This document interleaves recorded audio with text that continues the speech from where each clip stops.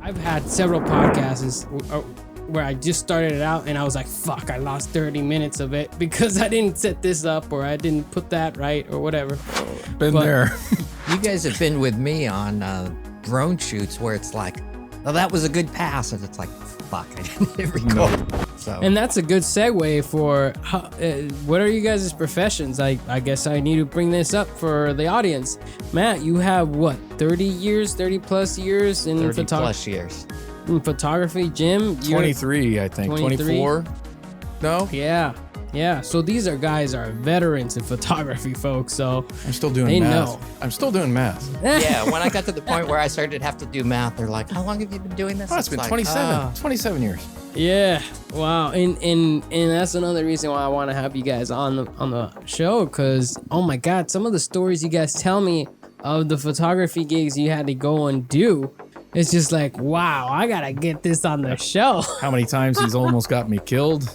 Those kind of stories. Oh, he's a big baby. Yeah, and the times that you took him to like random hole in the wall bars that are filled with sketchy people too. Yep. Oh, yeah. Yeah, I hear those often enough. He knows some good places. Well, he broke me. I know a couple near here. King Henry names. There's so many scandals. There's so much. Why are we recording? Have we started this thing? Oh yeah. We're ready. We're rolling. Oh, we're rolling. Now we're starting. Well, welcome guys.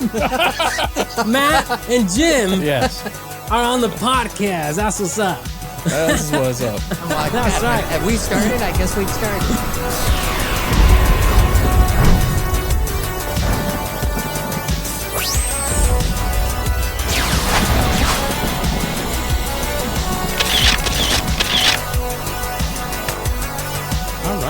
So, let's crack them beers.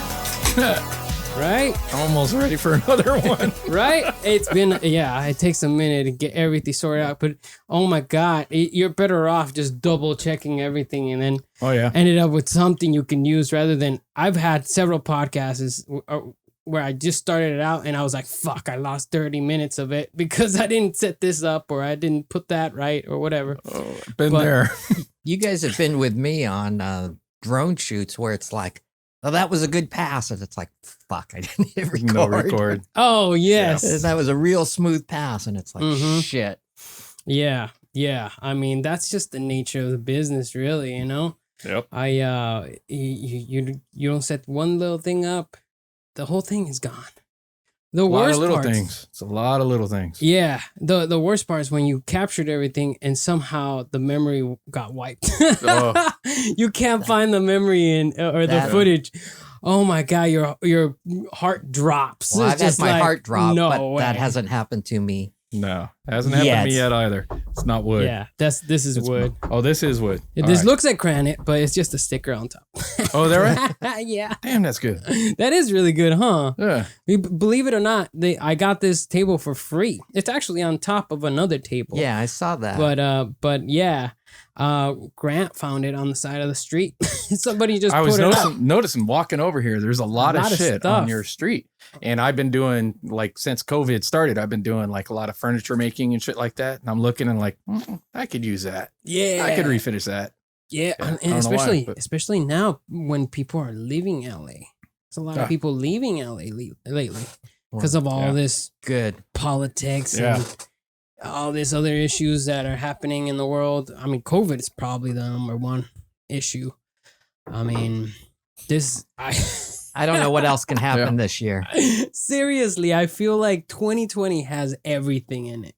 Like you're not missing anything. Like, no, we're missing one thing because I've been talking about it. People have been telling me to shut up. And that's the big one, the earthquake. Oh, wow. Well, Salton Sea had like 350 earthquakes on Saturday or no, at Thursday or I think it was Wednesday and when this Thursday. heat wave, right? It's earthquake weather. Every time it gets really hot, there's an earth. That's all we freaking need. I mean, we don't have earthquake insurance. Do you have earthquake insurance? No. Yeah. Isn't it like... I don't think earthquake insurance works because when 97 happened, Northridge quake, all those people had all that damage. Those insurance companies just went bankrupt and said, fuck it. And, they didn't pay out. And that's what I figure is if your house gets damaged enough in an earthquake that you need to call your insurance agent, So did your neighbors. So did your people across the street. Everybody on your street calling them. Insurance companies are just fucks. I mean, exactly. The biggest skyscrapers are insurance company buildings. Yes. Yeah. And not only that, but look, just think of all the money you dump into car insurance. And if you don't have an accident in years, that's thousands. That's why they're smart. Of million. Well, have you seen that TV commercial about Allstate or whoever it is? That's like, if you don't get an accident for 3 years, you can have one. And they're like, oh, no problem. Doesn't matter if it's your fault or it's not your fault. Yeah. But shit, like we just got our health insurance thing. Fucking went up like, I think $1,100. I'm like, holy shit. Yeah. It's like, everyone bitches about it, but it's unsustainable. I can't pay that every month. Well, you have health insurance, you have car insurance, you have house insurance. I mean, at least 30% of my money every year goes to insurance of some type or another. Yeah, that you don't use. We have and drone when insurance, you actually do get toy insurance, they look for every reason to say, no, that's exempt on the policy. And it's like, exactly.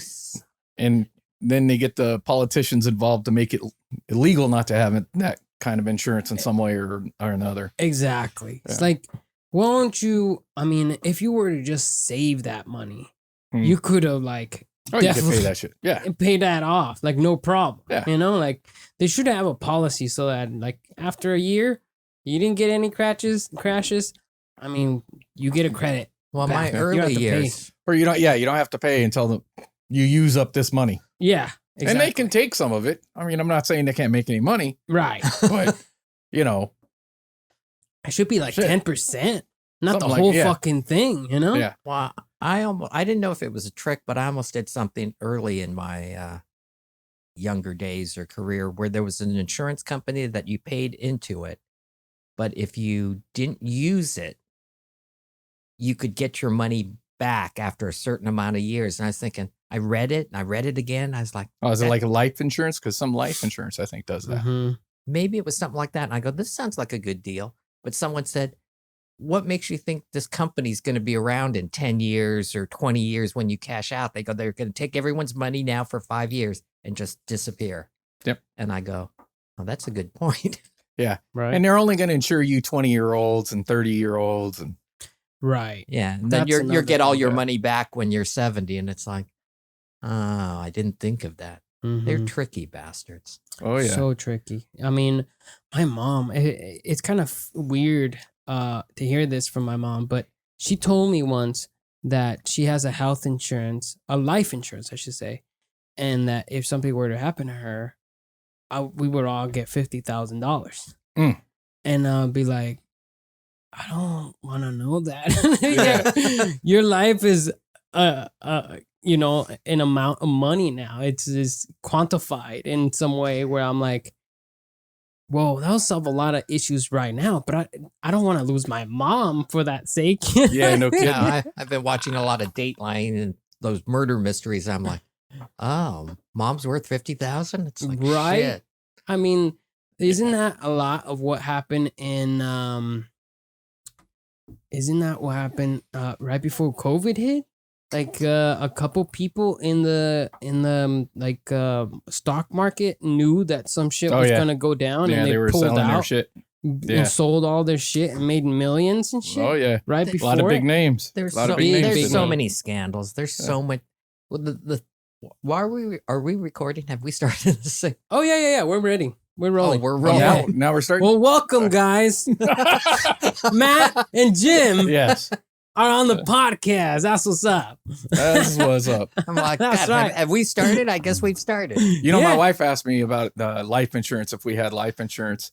My wife's El Salvadorian, and there is no chance I am getting life insurance. I told her, I don't want to be worth more dead to you than alive. Right. I'm afraid of the woman. I sleep with one eye open already. Oh, and if I all of a sudden I tell her, I got $1 million policy, I'm pretty sure I got about 3 days to live. Right. Yeah, that's true.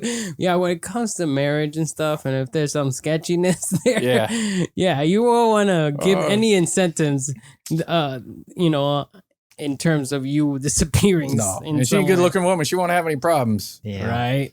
Right. My wife early on in the marriage said something to me that just I thought was really funny, but she had been watching a lot of Dateline murder mysteries and everything. And this was like our first year or something. And she goes, "Oh, my husband, can you do me a favor?" And I was like, "Yeah, sure." And she goes, "You want to divorce me someday?" She goes, "Just divorce me. Don't kill me." What? And I was like, that's great. I was like, "Well, I'm not thinking about divorcing you, but okay, deal. I'll divorce you. I won't kill you." Right. But she's Wow. thinking that's the American standard operating procedure is, Right. why pay alimony? Just kill your wife. Right. It's just Wow. yeah. Yeah, I don't know what to say about it. Well, yeah. At least she was open about it, I guess. Wow. Those are the shows she was watching at the time, I guess. Yeah. That was her picture of Americans. Wow. Your wife is Vietnamese, right? Yeah. Yeah. And the crazy thing is that she's lived her entire life in LA, right? In Orange County, right? In Orange County, but she only came here when she was 30. So she hasn't been here her whole life. She's been here a long time now. She's been here 25 years. Yeah, my wife's an immigrant too. So is my mom. When did they move here though? When she was like 12. She was when they move out here when they're young, they can definitely acclimate to the environment and to about 30. Yeah. I moved to the United States when I was about 8, so. Oh, really? Yeah. Yeah, I lived in the US. I was born in the US, but my parents were from Mexico, so we would move back and forth until I was like 8. I think we moved permanently here. So that's how I picked that pretty much described mine too. Yeah. Right? Yeah. Yeah. Yeah. So that's dope. I mean, a lot of people's stories are like that, especially in the South America, south coast of America, right? Yeah. I mean, Mexico's right there. A lot of immigrants, it's just part of. Which cracks me up because they call them Mexican Americans, but yeah, Mexico is in America. So you're all kind of Mexican Americans. Come on over, We stole so much land. Yeah. I mean, that was Mexico's territory. It really was. It was. Where we are right now, I think, right? Yeah, because this is Mexico's territory. Yeah. Mm-hmm. The only reason that Mexico lost it was because it wasn't as developed as the nations of U.S. Europe. had better guns. Yeah, and they had guns, guns, that's for sure. Took the Indians' land. How come? Oh, well, like we had Indians. better guns. Yeah. Exactly. Yeah, their casinos are cool though. Yeah. They got away with that. Just in the deal cost for of them. their own culture. Land. Yeah. Fucking sucks. Sacred Indian land, but we're put a casino on it. Yeah. But at least it's giving them some self-sufficiency and some income. It's like, well, shit, you got to give them something. Well, we ought to give them like Montana or something. Yeah. You know what I mean? Well, the whole putting state. them on a reservation was just ridiculous. Mhm. It's like, come on, let's find this useless piece of land and let's say, oh, it's yours now. Yeah. Well, I hear that Utah has a lot of Mormons there. Yeah. Like They do. most Mostly, of yeah. Utah is Mormons. Yeah. And I'm like, well, isn't that like the same thing as the Indians? You kind of like cut this whole piece out and gave it to them. Not They're- really. They just settled there and Well, they were They on just- their way to Oregon Yeah. or something like that. They were caravanning to Oregon or something. Brigham Young. Brigham Young, and they got to Utah and decided, this is Good enough. It was like we're God told us to tired. go to Oregon, but or Washington. I really don't know, but it's kind of a funny story. Right. Yeah, we'll just stay here. It's This is good enough. long trip. I had to go to the Right. bathroom. I know as a skier, it's not this way anymore, but years and years and years ago, you'd go there and you couldn't find a beer. And you're like, oh, you Mhm. guys are killing me. Mm. You'd have to go to a special state liquor store and then Yeah, like the DMV or a private club. and then the beers were like, I don't know, water, 1.7% or something. It's like, Yeah, they had a I- max, Yeah. like 2%, I think was the max, or 1.8. I can't get a buzz on these. These were like those downtown Disney beers at Julie's wedding. I was like, I was so aggravated. We were at downtown Disney. These guys are drinking and dancing and doing shots. And I'm like, "Urgh." and I just keep pounding beers. And I must have had 8. And I think, I'm sober. There's no alcohol in this beer. Yeah. It's like Disney beer. It's Really? like, yeah. You still had to pop the cap and everything, but I go, This there's is not- something wrong. Well, there's non-alcoholic beer, right? It still has alcohol in it too. It does? Non-alcoholic beer has alcohol. Just like decaffeinated coffee has caffeine in it. Yeah. Right. Just very low. So very low. Just for flavor. Fine for kids. Ah! No, don't do that. You Right? kids at home don't do that. Yeah. Even Don't though do they that. do it anyways. They do. Yeah. Not my kids.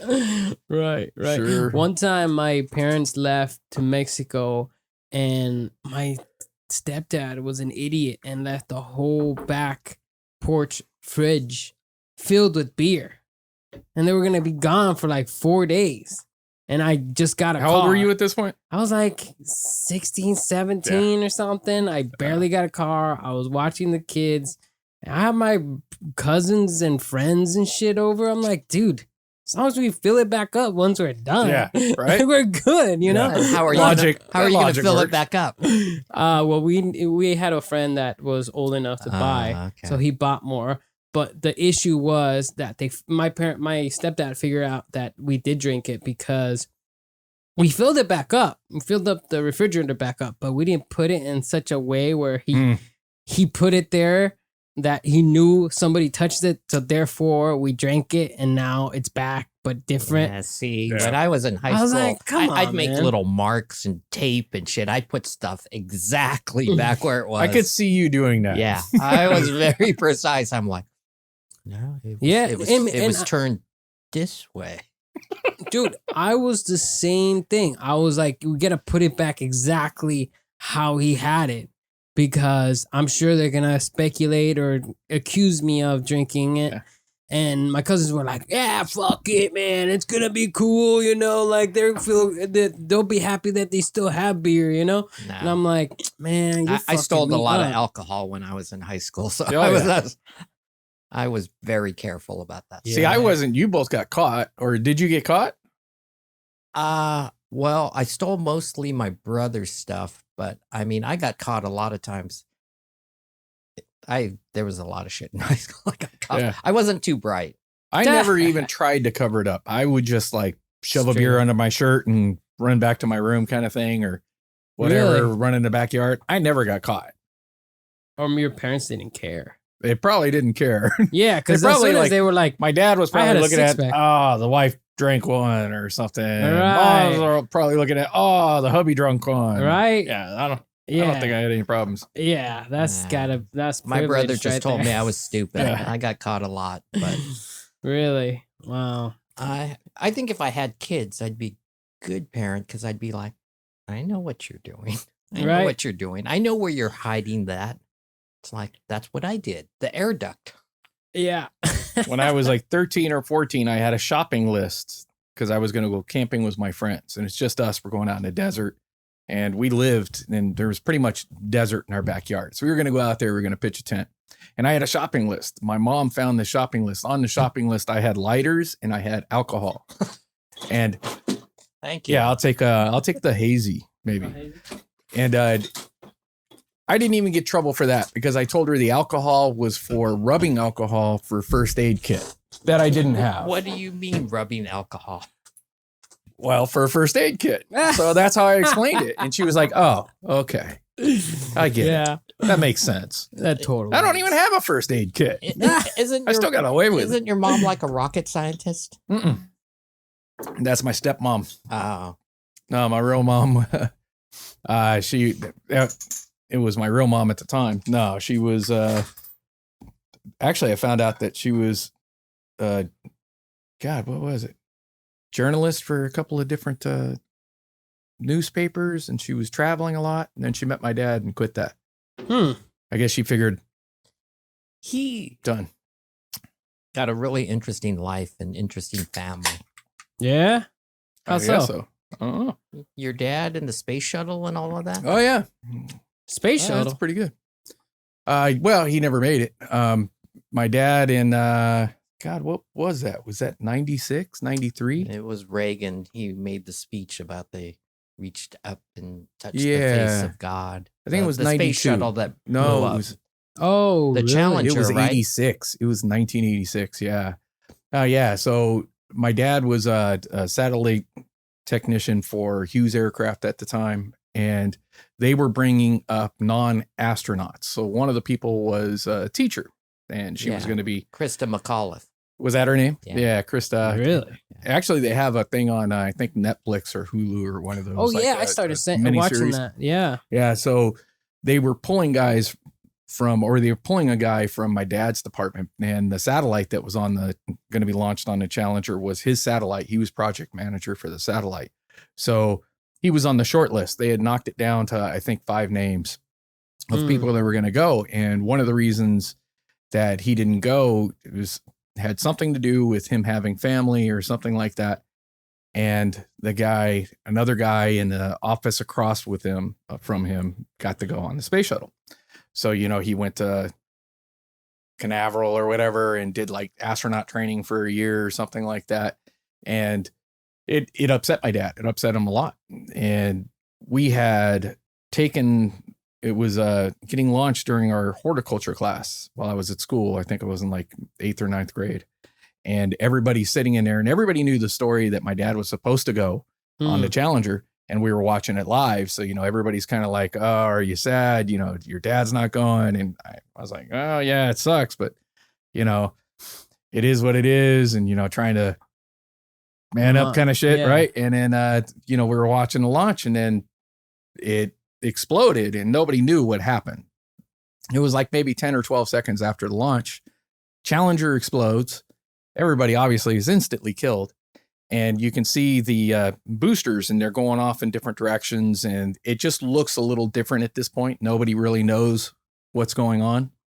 And you're watching it, and they had said, an announcer comes on and says that, we've experienced a problem or something, and the Challenger has exploded. And that was it. And that was like a very monotone voice, and it was just very plain and straightforward. And everybody's kind of like turns around and looks at me, and I'm like, kind of glad my dad didn't go. Right. Yeah, it's pretty crazy. That would have been crazy, man. Like, if your dad did go, Well, how does your dad feel about that? Like, did he even bring that up? I think in a way he's still upset that he didn't get to go. There is a lot of the training and stuff that I think he would have really enjoyed. Really? And, he's the type of guy that if he was killed in outer space, I mean, he would have wanted to get to outer space. Right. But he's the type of guy. If he was killed up there, then yeah, hey, that happened. I think I would have been the same way. If I was on the list to go, well, look how petty I am about photo shoots. It's like, son of a bitch. Yeah. Didn't get that job. Yeah. If I was on the list, I would have wanted to go. Even if I knew now that you're going to die, I still would have wanted to go. Mm-hmm. Yeah, if they told me it was 80, 20%, 80 you're going to die, 20 you're going to live, or 20 you're going to die and 80 you're going to live. I would like be giving it serious thought. 80-20, I'd be like, okay, no. 75-25, I'd go. Really? That's it. A 5% difference. Yeah. Really? People have asked me if I would go into a war zone to photograph. Yeah, I would. Yeah. Well, like I'm going. This could be stupid. He's not very bright. You could play this after I'm gone. Yeah. But I'm planning on going out in the streets after the election. Oh yeah, we were talking about that. I'm almost positive there's going to be social unrest. Win or lose, whoever wins, whoever loses. And much like Rodney King, I want to go see it. And do I think I'm going to get mugged and get my equipment stolen? Yeah, I kind of do. But I want to go see. You want to see, huh? Yeah. Well, like I wouldn't go with him because he's married and he's got kids. Yeah. So you know Aristotle. Yeah. I you even kind of know Aristotle. I don't know Aristotle. He's from. He has kids too, though. One of my Long Beach clients. He probably does, but he is really getting into photography and he really wants to go and he's bulking up. And I go, he's starting to box. I'm like, so you can be my wingman for watch my back. Yeah. He's like, yeah, absolutely. And I go, and I'll watch your back. Okay. Not that I'm going to do shit, but I'm not going to tell the wife, but I'm planning on going. Really? Yeah. Wow. I figured it out. I'm going to wear my orange safety vest so it looks like I'm official. I'll wear all my credentials so it looks like I'm official. I think the officials are the ones that are going to be fucking up, getting fucked up, right? Right. I think they're going to look. Oh, you look official. So this looks bad? I think, yeah, you go incognito. I think you should wear a sweater over. Oh, you should carry a sweater in case that does take place, because I think if you don't actually have any like CNN or MSNBC or any credentials in that manner, I think you're good. But if you have credentials in the sense like, some my credentials kind of place, is I made like a business card and put it on a lanyard. Right. I know. I think that works fine. I've done that before. Right. And on top of that, like if you see somebody like that, you kind of like, and if you're not starting anything, like you're not making a fuss out of stuff, nobody's going to target you. Well, here's my plan. Your sideline. I'm wearing a Biden Harris shirt. And then on top of that, I'm wearing a Trump Pence shirt. And on top of that, I'm wearing the orange vest. So so I'm getting in front of Trump supporters, I'll just unzip the vest and I'm like, I'm on your side, motherfuckers. And then if I go over to the other side of the street and it's all Biden people, then I just pull up the shirt. I'm like, I'm on your side, motherfuckers. Well, nobody's afraid of Biden people, though. Yeah, nobody is. Not really. But it's the Trump crazies. Yeah, exactly. Those are the guys with the big guns. That's my plan. That's I'm thinking, all right. So, and that's a good segue for what are you guys' professions? I guess I need to bring this up for the audience. Matt, you have what, 30 plus years in 30 plus years. In photography. Jim, 23, I think. 24? No? Yeah. So these guys are veterans in photography, folks. So I'm still doing math. I'm still doing math. Yeah. When I got to the point where I started to have to do math, they're like, how long have you been doing this? Oh, it's been like, 27 years. Yeah. Wow. And that's another reason why I want to have you guys on the show, because, oh my God, some of the stories you guys tell me of the photography gigs you had to go and do, it's just like, wow, I got to get this on the show. How many times he's almost got me killed? Those kind of stories. Oh, he's a big baby. Yeah. And the times that you took him to like random hole in the wall bars that are filled with sketchy people too. Yeah. Oh, yeah. Yeah, I hear those often enough. He knows some good places. Well, he broke me about I know a couple near here. King Henry's. Oh yeah, I've been there. That's not really a hole in the wall bar. It's kind of a hole in the wall strip bar. Yeah, it is. I don't even think that thing's open. I don't know. I haven't been there in, 15 years. He convinced me. Wow. Though. That's how long King Henry's been around. Never heard of them. Oh man. Strip club. Yeah, there's another one up the street too. Or at least there was. I can't remember the name of it though. Oh yeah, it's actually down the street from the strip club. It's called Gentleman's Club or Gentleman's something, I think. Yeah, I don't know. I forget, but I've seen it driving by. Yeah, it changes name all the freaking time. It's crazy. But yeah, you guys have been in the industry forever, and you've seen it evolve from like the back in the day film cameras to nowadays of just digital shooting and, spraying the whole image to capture one little picture. Yeah. And you would think it would have gotten easier. Right? Yeah. Right? And it actually got harder because now that you have so much ability to just keep shooting, you got to go through that later. That takes even longer than actually in the actual event. I mean... and the competition's gotten better. Yeah. That instant feedback. Yeah. I mean, that really improved everybody's game. So. Both of what you guys said, I spent today doing post-production work on what I did yesterday. And before, when it was film, there was a thing called a shooting ratio or a keeper ratio or something. But yeah, you could shoot 100 frames and you'd get like 6 that were in focus, that were properly exposed. And people, after a few vacations, got really frustrated. They're like, oh, just the hell with it, because, nothing came out. Because it was that hard. And when digital came out, it just made it so much easier. And then you could fix it on the computer afterwards. And so you discovered there's just a ton of people that probably wouldn't have made it. But now they've got really good eyes. You want to just bash them and go, you guys, probably because they're just competition for me. I'm petty. But you look at their images that they take with a phone or whatever, and you're like, well, shit, that's really good. So it's opened up the door for a lot. There's got to be, I don't know what number the factor would be, but a lot more photographers out there now. And that keeper ratio has gotten a lot lower. You turn around and you shoot 2,000 images where you're showing 10, 12 images. Well, not me, because I'm the nut, but yeah, I get your point. You're delivering and you're, with your client, even with your client. I mean, the keeper ratio is very low. Yeah. Mm-hmm. But you can't show 2,000 crappy images and 6 good ones. No, I told the guy that I was like, so you want me to send everything? He's like, yeah. And I go, you want to download like 800 or 1,000 images? He's like, no. And I go, I have a tendency to shoot too much. He goes, edit it down to 200. But editing for me is hard because if I took it, I think it looks good. Every one of them's your baby. Everyone is a digital baby. It's like, well, that baby can be fixed. Let's just light it up and crop it and straighten it and add some oversaturation. And now that baby's tolerable. Yes. A tolerable baby. It's what we're all looking for. Yeah. Mm-hmm. And then, I mean, Photoshop really changed the whole game. You know what I mean? Like, you just gotta capture the art, the talent, doing the right kind of pose or whatever, and lit semi properly, and then just dumping into anything you want now. You know, absolutely, you can do that. Yeah.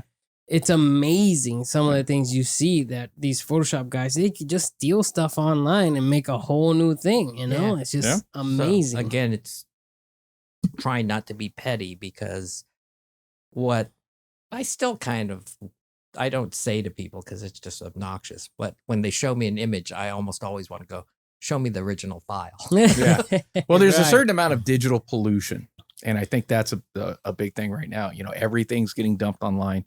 There's so much visual information that we're processing right now. So much content. Yeah, there's so much content, and everybody's a maker. And there are some super talented people out there that all they have is their iPhone. Yeah, or their $200 camera, and you're like, and they're producing. They're doing a great job with that, and then you get bitter, and you're like, yeah. There was a lady that was actually an Icelandic photographer that was doing selfies. All she was doing was selfies, and she was just posting them on Flickr. And she was one of the original Flickr posters. She was like one of the first 500 people that started posting on Flickr. So she had a large following. Ford or somebody picked her up and she started shooting ads for them. And it's just shows you that the commercial client too, they're also looking at it differently. They are. They're looking, because the people like that are approaching it from a much more open-minded thing where it's like, oh, you could never shoot it handheld at a second. They're like, well, I'm doing it and I'm getting the motion. They're a little bit freer than I am because they don't know the standardized boundaries of the rules. Yeah. So they're just doing stuff. And some of them might be silly. Yeah. But they turn out great. I mean, what you were saying is, my friend Susan, the agency person. No names. Yeah. One of her cousins or something did something about Star Wars cats or something. He made some sort of video about cats. Is it the one where they're lasering each other or some shit like that?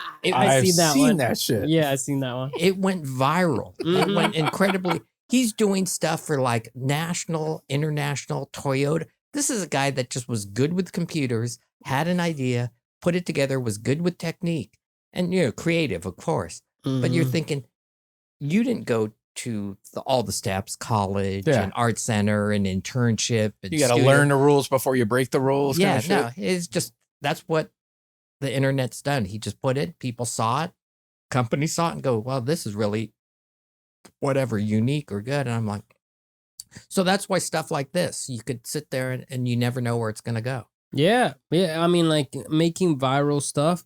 I mean, there's companies now today that are specialized to just make memes or try to make stuff that's viral, but you cannot predict the industry. I don't think you can plan to make something viral. I don't think you can. You capture it and then you realize it's like, this could go viral. Oh shit. Yeah. I definitely don't think you can plan for it. Yeah. But one of the things that I think is hard that you've got to like undress yourself for is in the internet or social media. I think one of the keys is being authentic. And that's hard because you're undressing yourself. Here I am fat, or here I am hairy, or here I am with whatever. But I think if you're authentic, you're getting more traction. Oh yeah. I mean, people relate to you. Yeah. I am fat. Because they have those problems that you have. It's like, I'm insecure and all the things that you are, not you.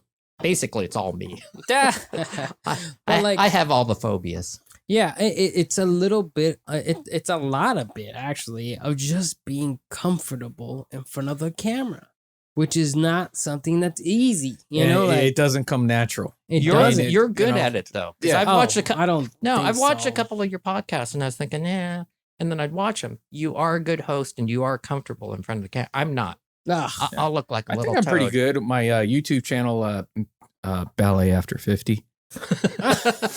No, I'm not. I'm not either. And oh right, yeah. Is That's that why a real we're one of the YouTube channel? No, I don't know. I don't know. It's not Yeah, mine. Val. Yeah. It's my idea. Don't steal it. Him in a tutu. Yeah, It's actually we need to see that. Tap dancing after 50. It's gone viral already. Yes.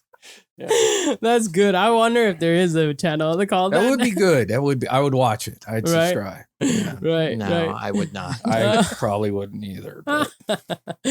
But another thing is that if you're doing it all the time, you kind of develop it, you know? And that's the thing about you grow up with it. Yeah. Right? If you grow up with it, I think that's a huge thing. That and is a huge thing. You know, my kid started his YouTube channel when he was like 4 years old or whatever. He's not posting anything to it right now. And now he's 13, but it was just a very natural thing. And for the longest time, you know, I'd ask him, what do you want to be when you grow up? You know, when we were young, it was like, I want to be a cop. I want to be a fireman. I want to be an astronaut. I want to be a scientist. I want to be a doctor. I want to be a lawyer. Now it's, I want to be a YouTube star. Yeah. It's like, you know. Yeah, I mean, there's so many of them. That's the problem. It's that there have been a lot of successful YouTubers out there that look at all the guys that have themselves. Commercials on it. I don't know how much you get after you get so many viewers that when someone puts a commercial on it, I don't know how much you get every time it precedes your video. But my wife and I are watching like pennies. It's pennies. Oh, is it pennies? It's pennies. But they're getting millions of views. It's not even pennies. It's pent. Yeah, I'd really like to know how much money are they making like off of YouTube alone. YouTube 1,000 a month or 10,000 a month. Some of them are making 10,000 plus. Yeah, a month. The really big ones. But to get to that point, it like YouTube. The thing about YouTube is that it's growing. Not only is there are more creators, but there's more people online now. So you know, like the YouTube channel that was in 2005 is in a higher standard. It's like, it's inflation. It's just like that. Like it used to be, as soon as you hit 10,000 subscribers, you can get X amount of money or revenue. You can monetize. But now, they've changed those rules. They changed them to 100,000. Yeah. And then they keep raising it because there's just so much inflow of new people coming in and watching new stuff all the time. And you think about it, when you try to monetize something, let's say that, you know, I mean, it's got to be a very high-end architect. I can't even put it into words, but it's got to be a very small portion at the very top, the very cream of the crop that is producing most of the money. Oh, yes. And then you've got like this very steep bell curve. And when YouTube goes in there and they say, you know, we're going to increase it. You can't, if you don't have 25,000 instead of 10,000 subscribers. YouTube has just cut their costs an incredible amount, I'm sure. Oh, That's what I'm thinking. If they do that, I mean, they're probably cutting their crap in half. Oh, yeah. Right? Yeah. Yeah. And then another issue is now that I'm on YouTube and I'm putting all this content out, is that with all this politicization happening today. That's a very hard word to say. Yeah, right.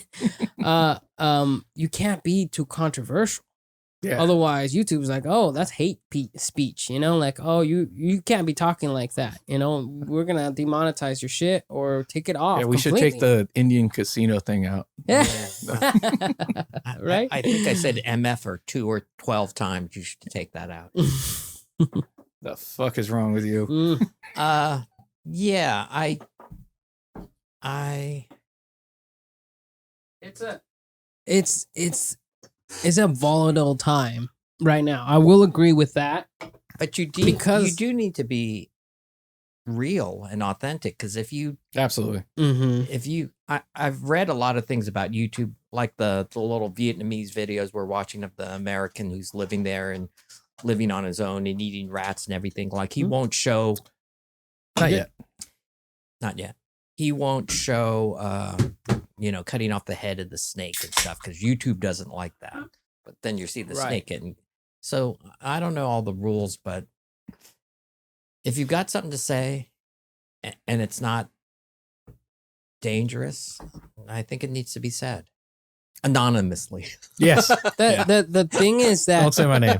The thing is that when you do something anonymously, that leads to other people doing bad things anonymously, right? Yeah, like, also, if you do something anonymously, it has less power. Yeah, look at all the stuff showing your belief in in politics now in the White House, and it's unnamed sources. Yeah, it's like stand up. If it's that bad, if you want people to believe it, you're going to have to take a bullet. But yeah, that takes quite a bit of guts to stand up. You're going to lose your job. You're going to have people hate you. Blah blah blah blah blah.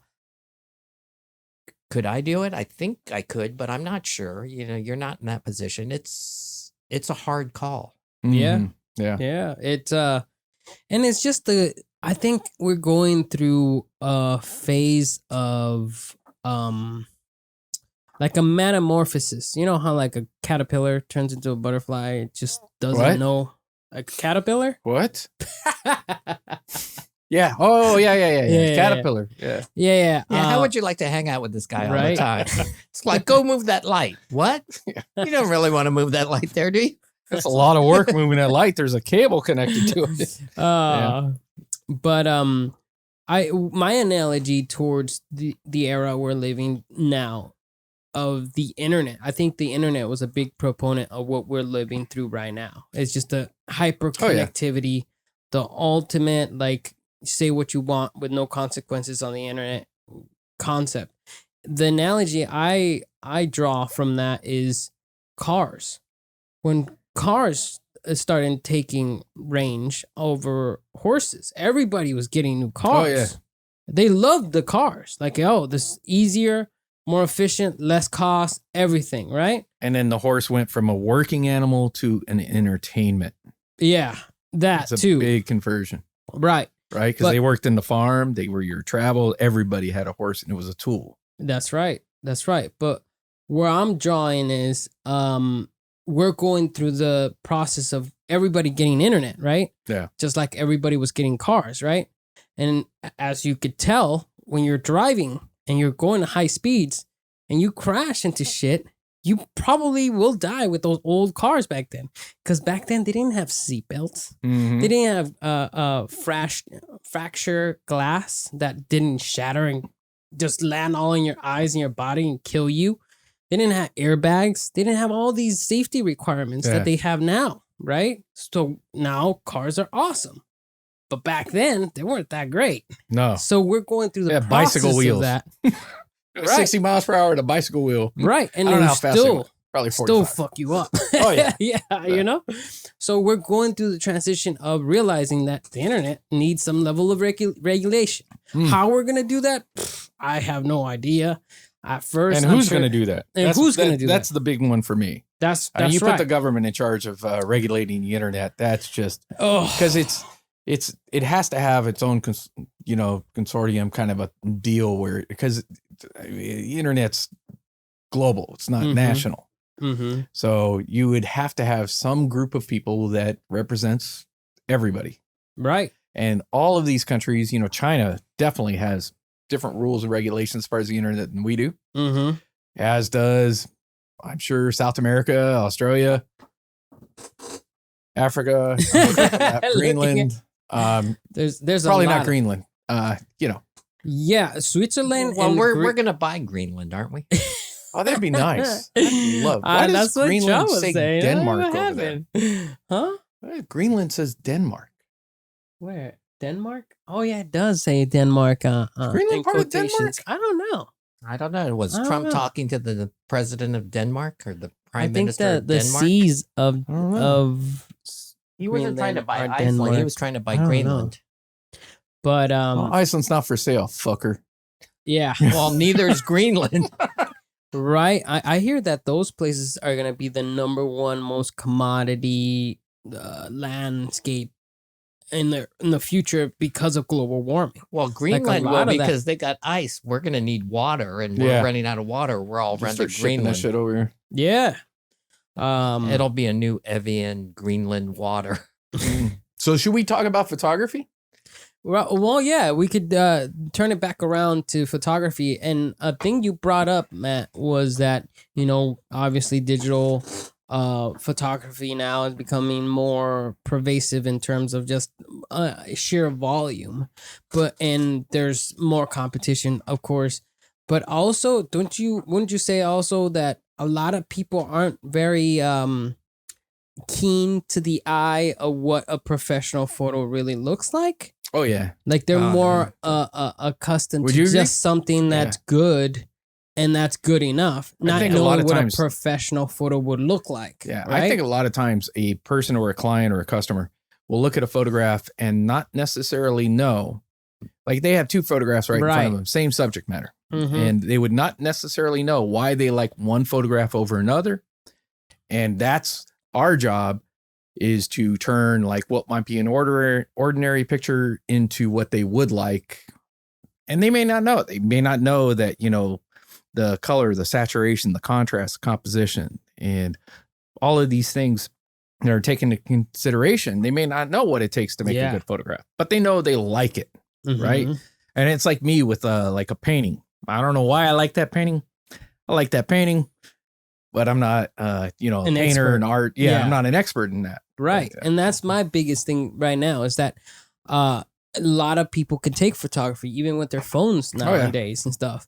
But that's still not a professional photo. If you pay a professional that knows their shit, they can deliver something way better that you wouldn't even imagine. Yeah. But because you're not smart enough to invest in that, you kind of go with what you got. They're not sophisticated enough to know the difference. But what Jim said was pretty much just spot on. It's I do a lot of stuff that I know other people wouldn't do, and they're like, God, why are you doing all-nighters? Why are you doing all this stuff?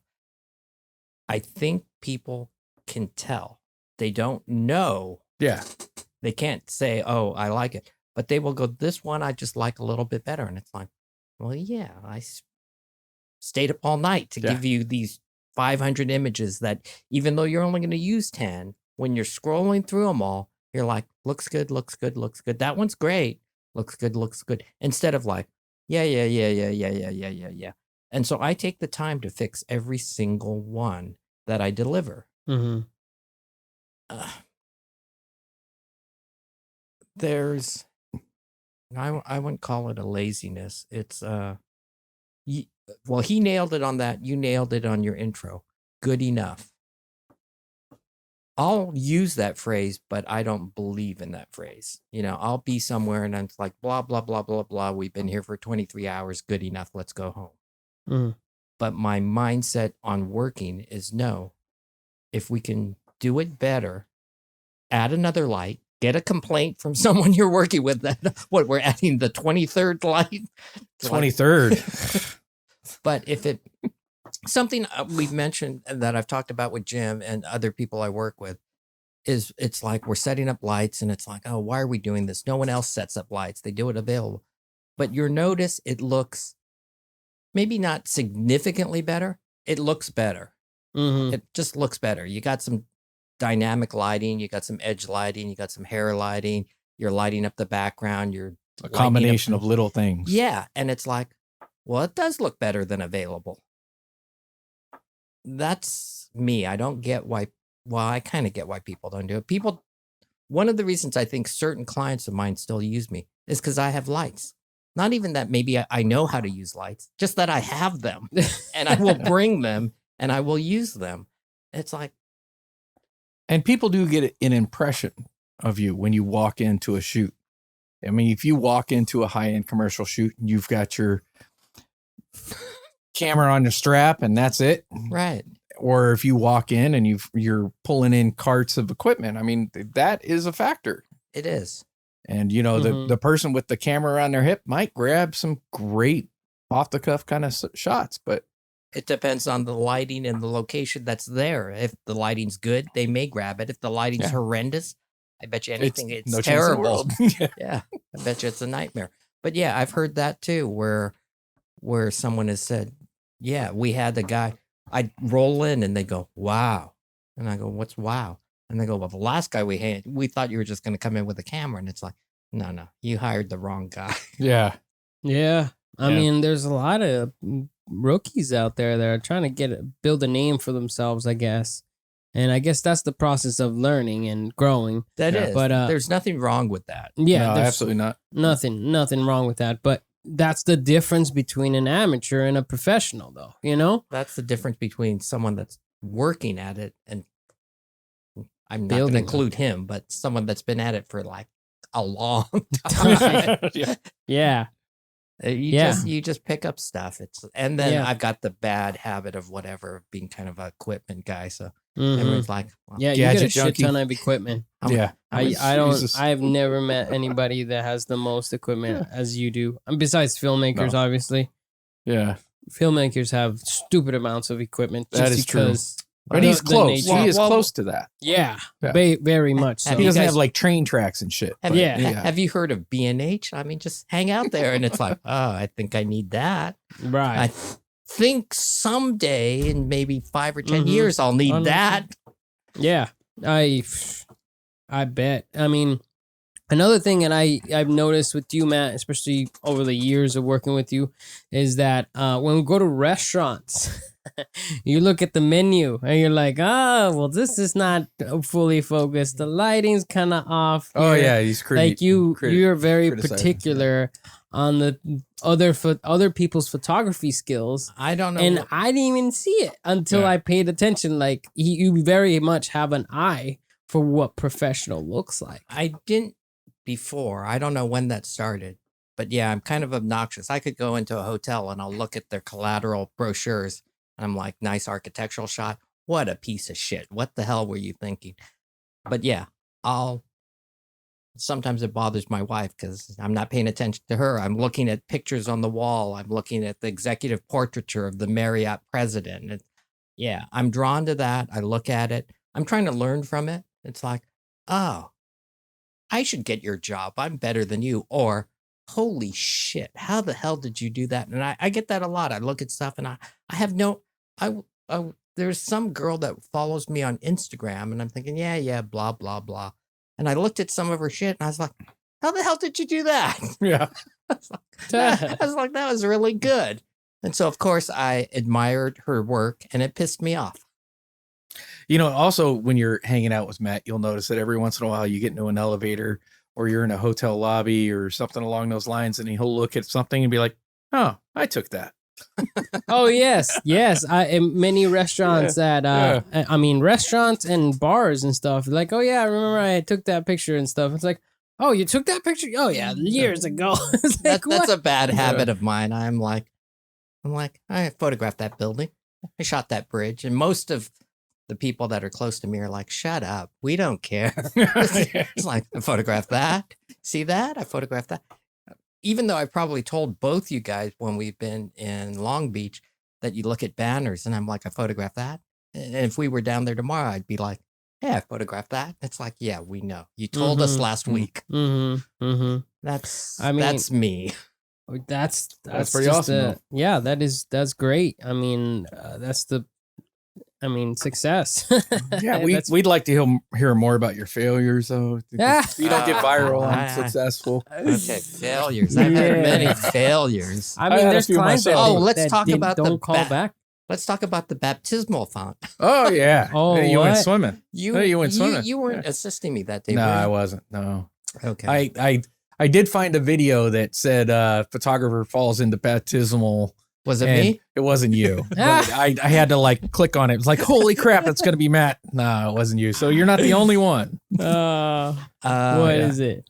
Well, I was talking to another photographer I was working with the job yesterday, and I was complaining about my Quantum, which is a battery pack that recharges the strobe quickly, and it never seemed to recharge quickly for me. It's always like, one pop and then 6 dark exposures. And not to mention any product names or manufacturers, but it was a Quantum Turbo 3. Just like you talk about a piece of shit airline, not to mention any airline, Southwest. Yeah. It's a Quantum. But to kind of lighten up on the company, I was like, well, it did go swimming in a baptismal font. Yeah. I got it repaired, but I was, this is typical for me. I'm doing a wedding. I'm backing up as the bride and groom do the recessionals, which is exiting the church after they kiss and they get married. And I must have shot 5 or 6 frames, but I was like, I don't think I really got the optimal picture. So I keep backing up. It's like a couple more. Then it was like splash. Right into the pool. Or holy water. It must be holy water, right? It's in a church. It was a pool with a couple of wire candle holders that had special oil from Sicily or the altar to our God. Yeah, it was something very special, and I fell in. So it was like you tainted it was like the Quantum He's been battery. blessed. It was like a baptism all himself. It was the light meter. But one of the things that I think is just nature for every photographer is you hit the water, your arm goes up. First thing is like protect the camera. Yeah. It's kind of like an alcoholic in the beer. I'm following. Yeah. Oh yeah. Save the beer. I've shot at the beach before, and I wanted to get pretty shallow to that water, and I was like, "Oh, this is not good." Yeah. I have a friend that lost a $35,000 red video camera in the ocean? surf, and it's gone. You know what that is? That's someone that just keeps pushing it. It's like, and you're gonna run into that shit. Well, I think you are as creatives because you always are trying for something new and unique and pushing it. I think that's what makes you creative. Is like you're not just doing the same old job. You're just not adding up 2 + 2. It's like, how can I add up 2 + 2 better than it was before? Yeah. And so you keep pushing it, and that's why we're kind of idiots. Yeah. And if you lose a paintbrush in the process, so be it. Yeah, so that's right. And in the beginning, you'd freak out because you're like $100, and I've gotten to the point where even though I can't afford it, my mindset is, all right, get the credit card. That was $2,000. Just it's not a good mindset, but I think it's a healthy mindset for working. Yeah, and I think you have to look at it like, in the beginning, if I lost a lens filter or something like that, it was like a $72 lens filter, then I would sit there and in my mind, I'm thinking, okay, I got paid $300 for this, but I lost that $72 filter. So now I've only made like $218 or, but in reality, I mean, I kind of started changing my thought, like, especially like when I ran over my camera bag one day and, I realized that $72 lens filter, I used it on 20 jobs. I used it on 30 jobs. So it's not, I used it on 20 jobs. Now it's a $3.50 loss on that. Yeah. If I use it on 30 jobs, it's $1.25. Yeah. I don't know if the internet can check my math, but I think that's pretty close. But, same thing happened. Like one day I was working in the canyons. It was very hot. It was 110 degrees. I'm running around, and all I could think about at the bottom of the mountain, there was a gas station that sold very large, very cold bottles of water. And I really wanted a bottle of water. I didn't bring one that day. And so I shoved all of my equipment in the back seat, jumped in the car, and I started to speed off, and boom, boom, boom, boom. Oh, I didn't shut my passenger door like an idiot. My bag fell out, my camera fell out, ran over my camera, and I still was halfway done with this job. So I still had to finish the rest of this job. And you were helping me on that job. You were... was I? Yeah, you were there, right? I don't remember. I think you were there for the second half of the job. You weren't there for the first. Oh, yeah. Because you were shooting background pictures for me. Yeah.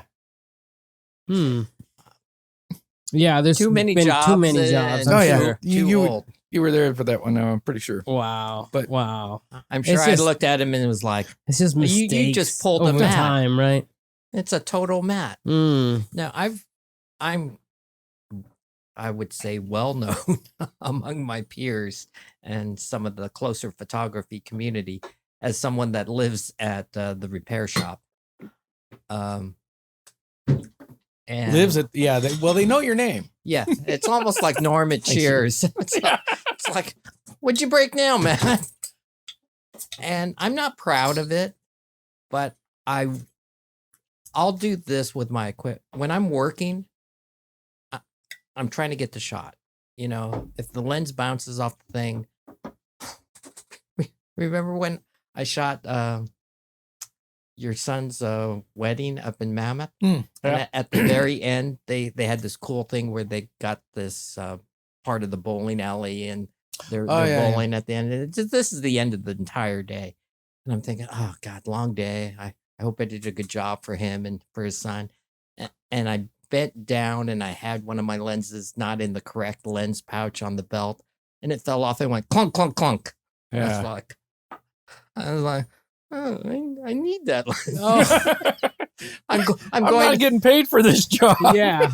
That's another thing that those folks watching is that when we're talking about these professional lenses, these are not just some $500, $600 lenses. These are thousands. They're a couple grand. Yes. Yes, it's like and you ought to see our media friends with their $30,000 lenses. Yeah, right. Yeah, exactly. Yeah. And sports and like those crazy lenses you can zoom in way out. And those guys treat their lenses like shit. You can't treat it like a baby and work. You just can't. You can't. It's a workhorse. Yeah, people see me out in the rain. If you're too careful with your equipment, you're not going to get the shot. You're not going to do it. Or you're not going to get the unique shot. I mean, when I was working in Torrance and I was doing like a water spout thing with little kids playing in the water, I just jumped in the middle and I'm just shooting. And one of the guys that came out to help me was like,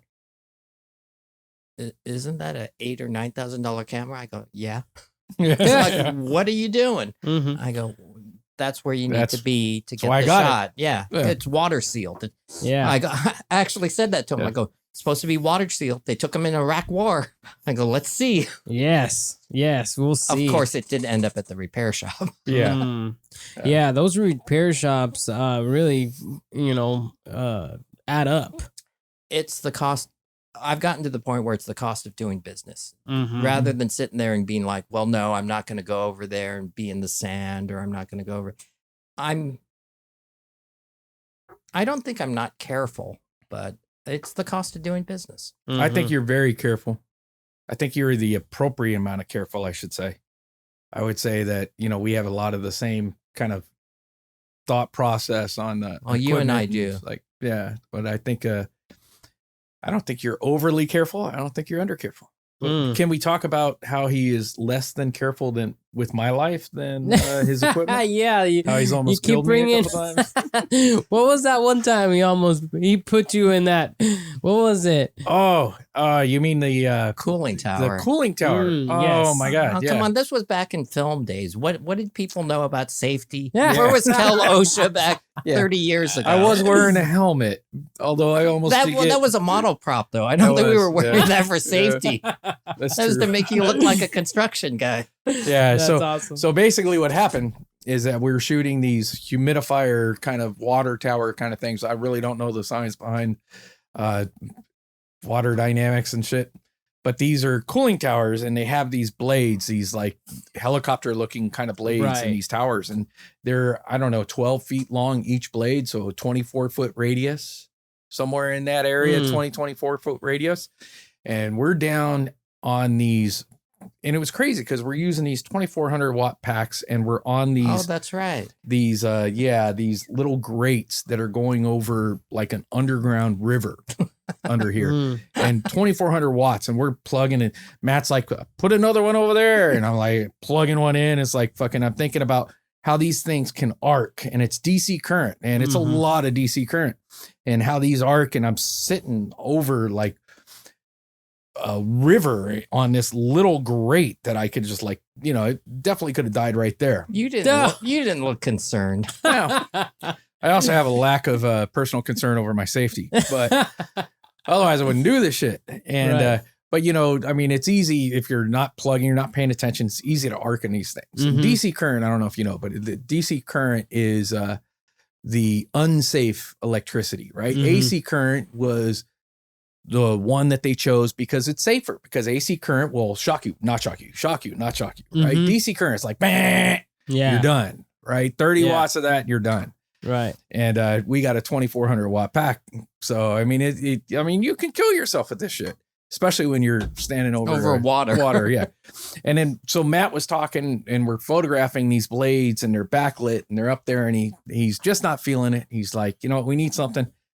And he says, do you want to go up there and pose with the blades? And he says, I'm like, all right, yeah. And he says, take off your shirt. I got a wife beater underneath, and put on my hard hat, and I look like I'm a construction guy. So I climb up the top of this tower, and I'm like reaching in, and I'm acting like I'm working on this fucking turbine that's like, 24-foot radius turbine. And I'm like acting like I'm working on it. And Matt takes a Polaroid, and later we go, and we had the primary contact was part of the construction crew, I guess, the construction company. And Matt shows him the Polaroids, and he's like, oh, I'm really happy with this one. And we had Jim go up to the top of the tower, and the guy looks at it, face turns white. And he's like speechless for a number of seconds. And he just looks, and he says, those things are on an automatic timer, and they speed up full power like that. And he says, you're lucky he didn't get killed. Yeah, whenever the temperature changes and they need to cool, they go on automatically. So you can fucking all of a sudden. Suey. Yeah, really? Yeah, lots of little pieces. Wow. That would have been a really good shot, though. Yeah, it's color transparency. It's blood everywhere. It's but I've done him wrong too. He should tell you about the houseboat incident. Oh yeah, the boat incident. No, that's right. Well, that's why. Thank God he went, because. All right. I saved us, and you saved us. Really, you saved me, because I have this client, and the wife worked for the marketing company of a big houseboat company. So they're like, well, we need some pictures of the houseboat, and we need some lodging pictures, and we need some beverage, restaurant pictures, but we can't pay you. So are you willing to do it for just getting a free houseboat? I'm like, sure. I'm always sure. And a ski boat. Yeah, and a ski boat. Yeah. To all of you out there, yeah. I don't need to be paid. Just offer just me. Give us a houseboat and a ski boat. We're good. Just offer me anything. It's like, you bag of Cheetos. Yeah, I'll do it. Cheetos is no joke. I call up all these people and family, and everyone's excited. No one goes. And so I call up Jim. I can always count on Jim. How many did that boat sleep? Like 18 or something? Oh, at least 18. They had one level. It was nothing but mattress. And it was just... I was imagining that was a great party level. It was just him and me. Yeah. Really? Yeah. Yeah. Yeah. How big was this boat? Oh, my God. Big. It was like a 36-footer? It was like 2 school buses stacked on top of each other, at least. It was a big boat. It was 5 stories. Oh, it's tall. It was tall and very, very wide, long. Yeah. And I drove it because to start. I'm too like, much of a wussy. Yeah. Or like we got there, and they're showing us how to do it, and he goes, all right, so who's going to drive the boat? I'm like, him. Right. Well, he's got more. I don't give a fuck. Yeah, I don't give a fuckness. That's exactly what I was He's got thinking. more balls or more brains or whatever. I I'm don't like, give a fuckness. Yeah, because I've had times where I'm like, married man, to an El Salvadorian woman. I got no balls. This, man. Don't worry about it. He's like, oh, don't touch it. Don't touch. It's like, it's all right, man. Look at me. I can do it. I'm not a worrier, but compared to you, compared to him, I'm a huge worrier. Yeah. Yeah. And so he came up with me.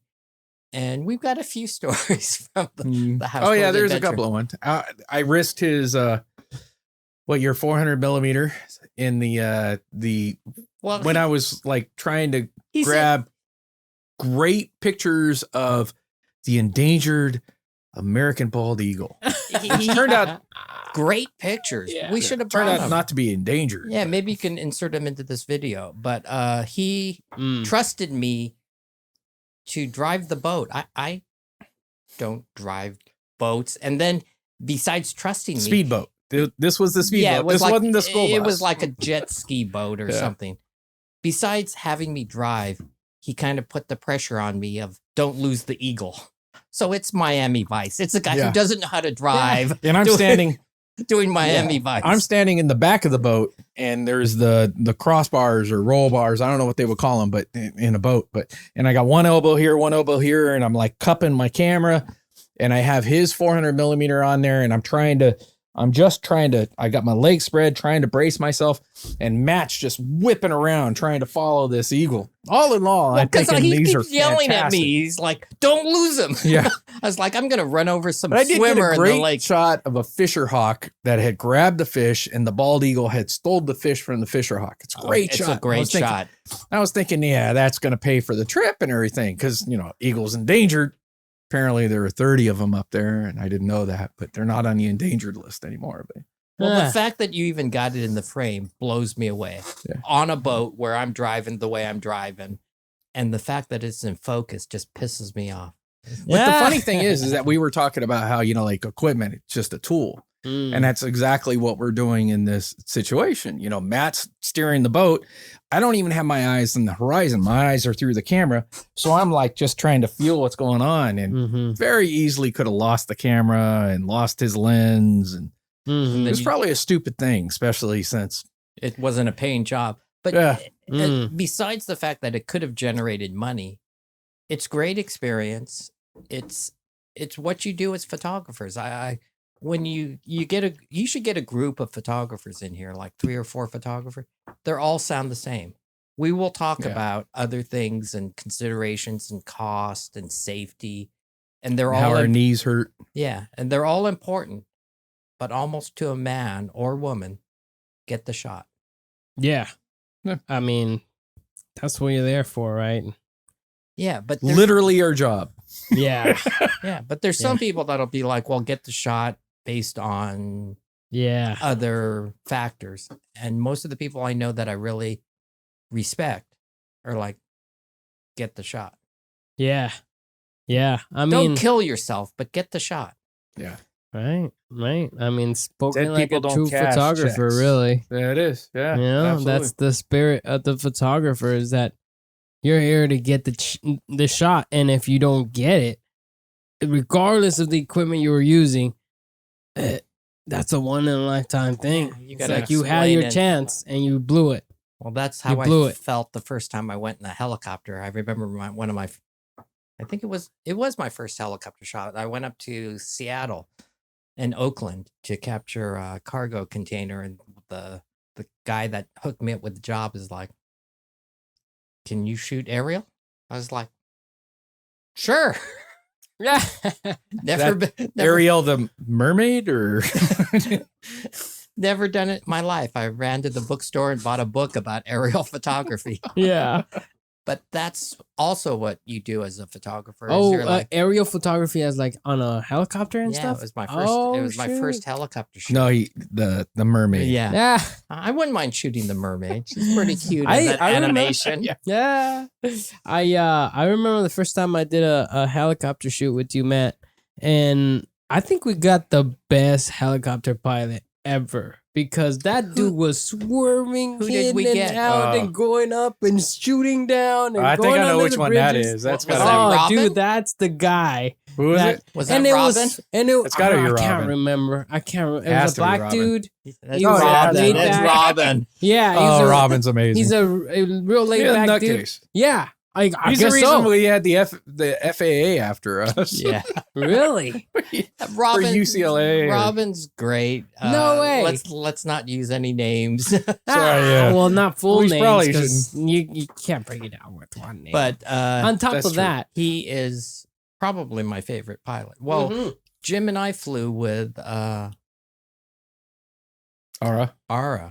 The Kobe Bryant's pilot. No way. Yeah, Yeah. Jim The and I guy flew that with him. passed away? Not too long ago, yeah. Oh. Yeah. Actually, I have pictures on my phone that Ara took of us. No. Yeah. Yeah. Did you take a picture with him? No, I didn't. No, That we would have been a didn't. great idea. Oh, He was man. super awesome. The dude's he was a photographer too. No, or in he some wa- way, or He was just, he's been flying so long and flying knows so many photographers. He knows photography. Mhm. I've never seen a helicopter pilot that did all these things and got on his knees and stuff Yeah. to do these different angles and get the composition just right. and then how about this? And then how about this? Do you want to do this? I'm thinking, Mhm. wow, this guy knows shit. Yeah. He was a really nice guy and a really good pilot. Yeah. And the whole Amazing. Yeah. and to just continue with the whole shit show that 2020 is. That happened this year. That happened in Yeah. January or That was February. it was Yeah, February, that's I the think. crazy thing Yeah. is End of that January, February. 2020 has been has the had worst. so much It's things been that terrible. January feels like 10 years ago. Yeah, and that day we lost Kobe, who's my favorite basketball player of all Really? time. Over yeah. LeBron? Well, Come on. I mean, I wasn't. Come on, I'm not a fan of LeBron. I'm not a fan of Kobe. LeBron? I think he was a little you- too something, but Yes. he is a Virgo. Oh, No, Kobe? Yeah, Kobe's a Virgo. He's yeah. a little too stingy. Have you seen some of the shit that he's pulled? Which one's too On stingy? the court? That's a Virgo. Kobe? Yeah, Kobe stingy? Yeah, bro. That's not stingy. That's You know what? If You you know have what- the skill and you have the talent, then you are putting that out there for the game. Yeah, Look, you're putting that out there for that's your not team. stingy. That's perfectionism. Yeah. It's like I'm better than you Yeah. guys. And he was. I mean, come on, he was. Oh, well, yeah. He's a black mamba. He has I mean, you had the killer incredible- bees, but come on. He has incredible skill, and Yeah. he is incredibly rewarded for it. But LeBron James is a Yeah. much better player in the court of the team. You know what? Playing LeBron with the hasn't team. done that shit for my team. Let me put it that way. All right. That's what it boils All right, down that's- to, that's really. it. Maybe this year. That's- I mean, That's what it boils down to. Did you watch the game on Friday? oh yeah. Yeah, that was good. I mean, Oh, yeah. the Miami Heat were understaffed. We will say, because 3 other teams players were injured. It just sucks. I'm sorry, Matt. I'm not too sure. You follow NBA? I know the name. I know but, you don't but, follow but I could sports give a that shit. much. Yeah, No, yeah. I'm I just got into I'm the waiting to NBA. jump in with the Joe Kelly Dodger shit. yeah. You're a big Dodger fan. I hear the baseball is it's losing fans quick. Oh, Like, it is. 'cause have you people seen your the age decline Don't care. Yeah, you guys don't care. One of the big things about baseball is going to the game, and we're not able to Yeah, do that you now. can't And the do other that. thing, I mean, what else you got? You got watching the game, and I personally, I won't pay for a cable company. I'm not gonna pay those fuckers. Oh yeah, You know what I mean? $50, dude. Nah, fuck If they that. break to that watch- down to $20, I'm more inclined Yeah. for it. And but why I gotta 50, pay for fuck all this that. shit for that I don't even I'm fucking not even watch. watch. Exactly. I watch like 5 channels. 5 channels, dude. Me Yeah. too. Me too. Anyway, so I don't get Dodger games on my channel, so I can't watch them on TV. I can't go to a game. Yeah. It's fucking dead. I can't believe that you can't just Yeah, turn I on was- channel 5 or channel 11 and I watch got- That's fucking Dodger ridiculous. I got ESPN This year they were Plus. saying ESPN Plus doesn't have it either though. It doesn't have like real live games. It has games in general of Yeah, they have. baseball, but I have yeah, ESPN Plus. I'm not too, gonna but- want to watch fucking old shit that played long Nah. ago. I've got YouTube for that. Yeah, But yeah, sports is another thing. It's like how did we steer from photography to sports? Because we got But- 3 of us who just our minds ramble. It's like, let's talk about skiing. But it's just sports is just so broad now, and it's happening everywhere, and they're getting so many deals. And I mean, I'm more of a big fan of MMA, and MMA is always having games playing odd places. Like sometimes it's on Fox, sometimes it's on ESPN, sometimes it's just strictly pay-per-view. It's like I'm bouncing around with all these things. I can't get all these They're different... doing MMA bites during COVID with the Oh close, yeah. with Oh, the yeah. close contact. Yeah. Now, my brother does MMA. I should. I Yeah. don't know if he's doing it now. I mean, have you heard of Fight Island? I gotta invite you next time I have a UFC fight. I gotta invite you guys. Yeah. Come over and watch the fight because I bought the fight last time with Adesanya and Acosta, and that was a good fight. Are you gonna have beer? Yeah, I was gonna say. All right. You can have the same beer. Yeah. We actually cook out. We make and a parking space. So I like to mention that Mario doesn't have any parking spaces. Well, if you get here at 4, you'll definitely have a parking spot out there. All right. It's Saturday night's a big party town, right? I'll be racing you at 4 really o'clock. Get your parking space is huge. Yeah. No. The parking spots is it's always sketchy, but he's a huge MMA guy. Oh yeah. Oh, okay. I follow MMA first and then NBA because I just recently got into more sports, especially NBA, by watching the Michael Jordan documentary. Did you watch that? Yeah. No, I haven't. Oh, you haven't? I haven't. It's on Netflix. I haven't, not yet. It is. Oh, I heard you and Louis. Yeah, I'm waiting were talking about it, right? Yeah. On your podcast. I'm waiting for a 12-hour period of nonstop, or I don't know how long it is, but it's how many episodes is it?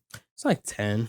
10? 12 or something like that. So I'm waiting for a good period of time where I can watch it sit down and really watch it. Oh man, how is that going to happen for you? You've been working longer than anyone I know during COVID. You got a month. Might be tough. It might be tough. It might be tough. But every time I'm looking at it, it's just I'm thinking that it's one of those things where you get into it and phone keeps. You get into it and you just want to watch the next episode. You want to watch the next episode. Yeah. You know what I mean? And you get kind of drawn to it and Breaking lose a day. Yeah.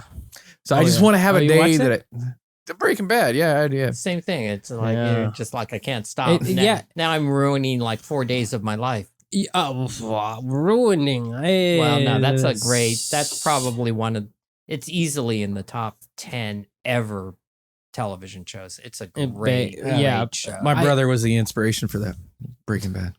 No, I'm just kidding. But my brother did cook methamphetamines in an RV driving around Gardena, though. He didn't go out to the desert like the smart science teacher. That was pretty smart to do it in an RV. Yeah, he got arrested. And this is in 1993. He was way ahead of the curve. Way ahead. He was he made a meth lab out of an RV. He's no longer with us, so I can call him a fucking idiot because how did he he's pass an away? idiot and a genius. I'm sorry? He's an idiot and a genius. Yeah, more idiot than genius. Wow. But came up with the RV thing. I wonder if he was the first one. I mean, I'm sure a lot of guys out there. Breaking Bad probably owes him some residuals. That's my opinion. You know, he actually, when he got arrested, he got busted in Gardena with that RV and the meth lab, and it didn't make papers or anything like that. But probably he got the arrested. Cops are thinking, what a good idea. Well, that's what happened. Is he ended up going to jail, and the sheriff actually, like personnel, right, were trying to get information from him on how to cook methamphetamines because it was kind of like early in the game, I guess. I'm not a druggie. I don't do any drugs. I don't know how to cook any of these drugs. My brother did all that. But yeah, he had a lot of cops like talking to him like, how do you do this? They stole his idea. Yeah. I don't know. That's interesting. That's the way I like to look at it though. Yeah. Your family estate is due some money. Yeah. Right. I don't know if his meth was blue, but and that's the only similarity. Look at this RV. I hear that's just all like, the show added that you can actually make methamphetamine blue, but it's a cool concept. But it's funny how you think it's a cool concept, but okay, yeah. Like, I mean, I like my crack blue. I mean, that's how movies. If you're a writer and you're writing a script, you want to differentiate the uniqueness of something by any form. And you see that referenced in other shows that are it's supposedly linked to, or somebody like, hey, I got some of this blue meth, and it's like they try to create this whole like alternate universe where Walter White lives, and so does Al Bundy. I don't probably not Al Bundy. Well, they made a sequel, El Camino. Did you watch it? Yeah. That was really good. Yeah. What about Jesse Better Pinkman. Call Saul? Was that good? That's another sequel. I tried watching it, and it was a long really time slow. Yeah. It just didn't get to the point. Yeah. Did you watch any of those? I not more than like 10 minutes, but just the fact that you guys saying it was really slow, that's a problem for me. Which is sad because I really like that character. Yeah, that character was so good. And I'm so good. Pretty I think it's more patient. writing. Patient, but I got shit to do. Yeah. Yeah, I mean, it that's the problem. I guess what I do admire you for not, or at least labeling watching too many shows or watching shows in general, I guess, as like a waste of time, because it kind of is. It kind of is. You've got me wrong. That's complimentary. I appreciate it. But I'm well known as a couch potato.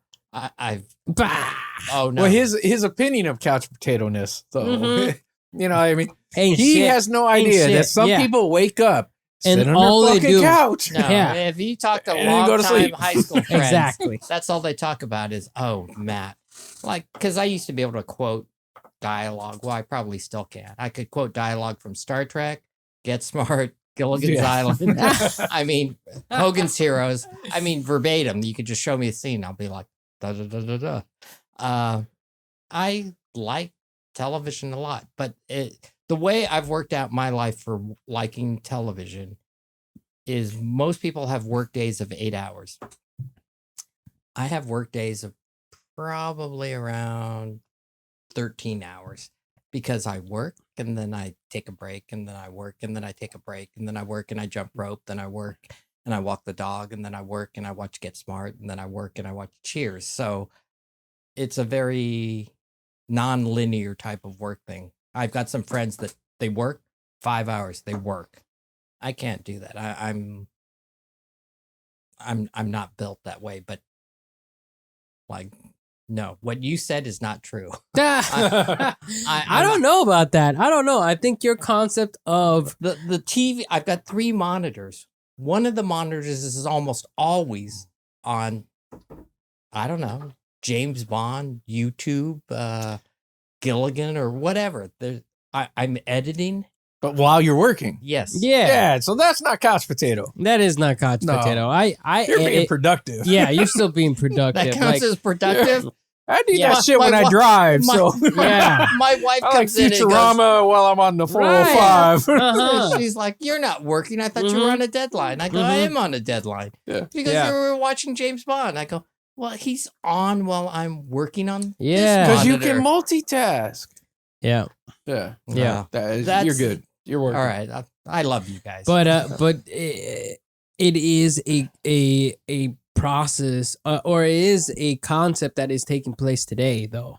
Like the overwhelming amount of content out there right now, it's hard to ignore to the point where like you actually surf YouTube, Netflix, HBO, whatever, and you oftentimes you find yourself not knowing what to watch. Like it's so much. Yeah. It's so much. It's like, what the fuck? I just click on something. I'm like, whatever. I'm done searching. You know what I mean? Yeah. Start watching it like 5-10 minutes in and you realize, I'm bored off of this. I'm going to watch something else. And you start watching something else. I need to do what you're doing because like I'll go on Netflix because I think Netflix has so much good stuff. Oh, yeah. But I'll try to do the Virgo researching it. What does everyone else say about Stranger Things? Oh, that sounds good. My God. I'll watch this. But I just don't click on stuff. But is there too much content? There probably is. There probably is. Yes, of course. I mean, did you guys watch the social media dilemma? On Netflix? Is that a documentary or something? Documentary on Netflix, yeah. It's really good. It's supposed to I heard that it was going to put your digital content and how much time you spend on the internet in perspective and give you kind of like a heads up of how you're screwing shit up. I was told something like that. Yeah, well, I believe that. Yeah. It's ex-CEOs, ex-employees of these major industries like Facebook, like Instagram, like and they've made them like drugs. They have made them exactly. They have made them so they're addictive. Exactly, and that's it's what like they're illustrating. Dopamine. It's like I was off social media for a month and a half, and seriously, the first 2 or 3 days, I'd wake up and I'd be like, "No, I'm not on social media." Yeah. And then after a while, it became kind of refreshing. But even after that, you wouldn't interact, but you'd go look. And I have to say, after a month and a half, I felt better. But I'm back on it now, and people are like, "Oh." So really, you didn't do much. Yeah. Except not like all of those posts that for I put. For a month and a half. Like, is he mad at me? Yeah. Does my shit suck? and next time I do that, I'll call you first to go, I'm not going on social media. I'll be like, wait, I got to shoot. I'm posting it on Saturday. Yeah. Just wait till that day. Yeah. Well, like the cool thing about that documentary was that, this one? I don't know. Whatever it is. The cool thing about that is that these are ex-CEOs, ex-employees of these major companies that have designed the most addictive source of entertainment on your phone or on the internet in general. So they've realized that they made a drug that you literally can't get off of and is just becoming more and more addictive. Better than religion. I mean, when you look at it, there are more people on Facebook than there are Christians in the world. Yeah. And sometimes you wake up and you don't even get up and brush your teeth before you check your emails or your Instagram or your Facebook or anything on your phone. It's like Jeff Bezos. I mean, not Jeff Bezos. Steve Jobs and these social media moguls got together. It's like, hey, we're going to make something really awesome. Yeah. That's going to be super addictive, you know? Yeah. Well, I don't know if they started with super addictive, but that's definitely their business plan now. And it's going to screw up. I don't want to depress anyone, but people that have kids, it's going to screw them up because you're not. What was that Disney or I don't know if it was Disney or not, the one where the Wall-E. Was that the Wall-E robot? Is just like Wall-E, the demonstration I don't have kids, of what, so I didn't see it. You got to watch it. It's on... it's actually very telling, I think. Well, it kind of shows what would happen to us if we do become a society that lives in space and cannot... or doesn't work out and just lives in freaking... we just have robots do our shit. Robots do all our shit and we're fat. Basically, we're all fat. We don't even walk. We have chairs that move run and stuff. We got robots doing all of our shit. It's really good. It's really talented. Yeah, you're right.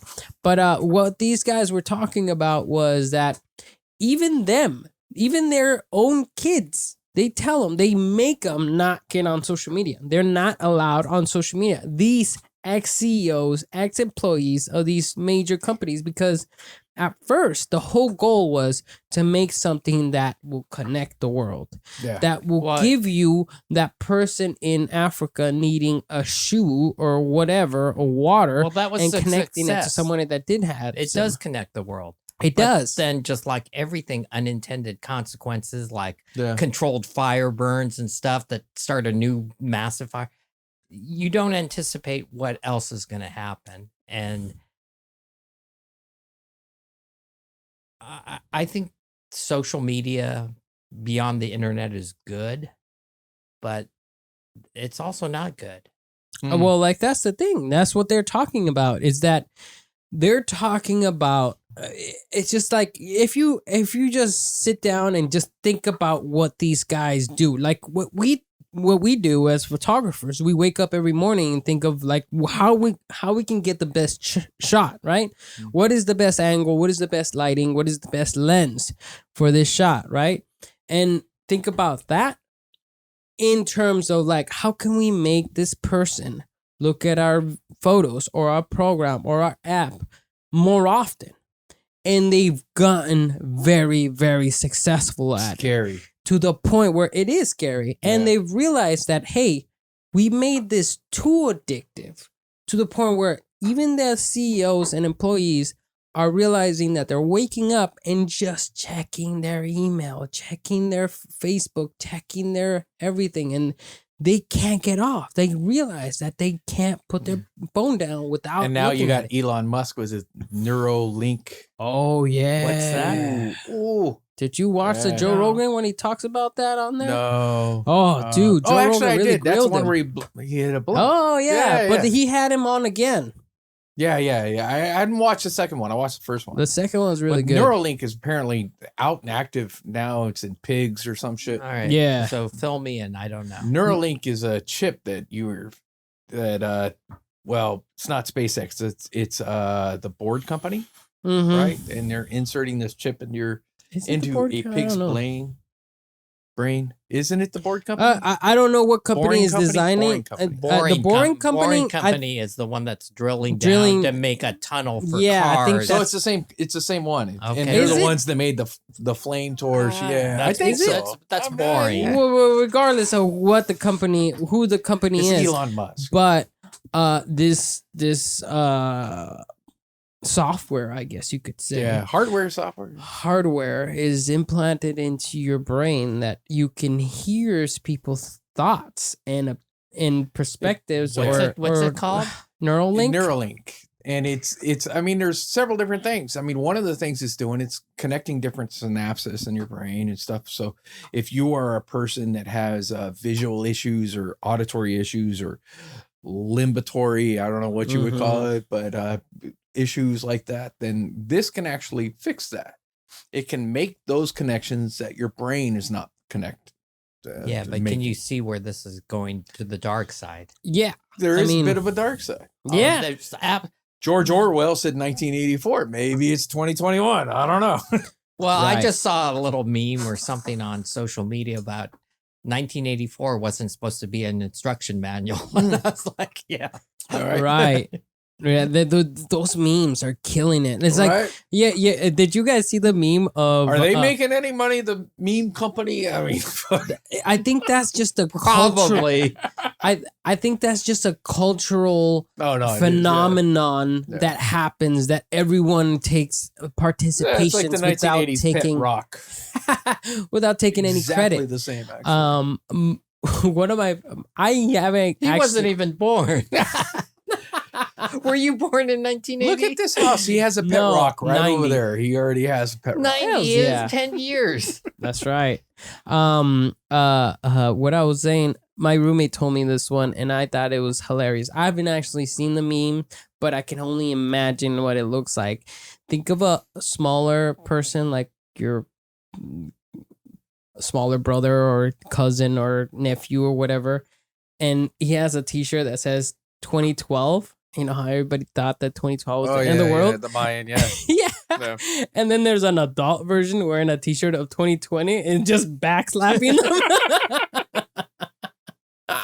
It was just so good because you got nothing on 2020. 2020 is the end of days. I was expecting this year to be such a good year because I just thought the alliteration 2020 looks good, century. Sounds good.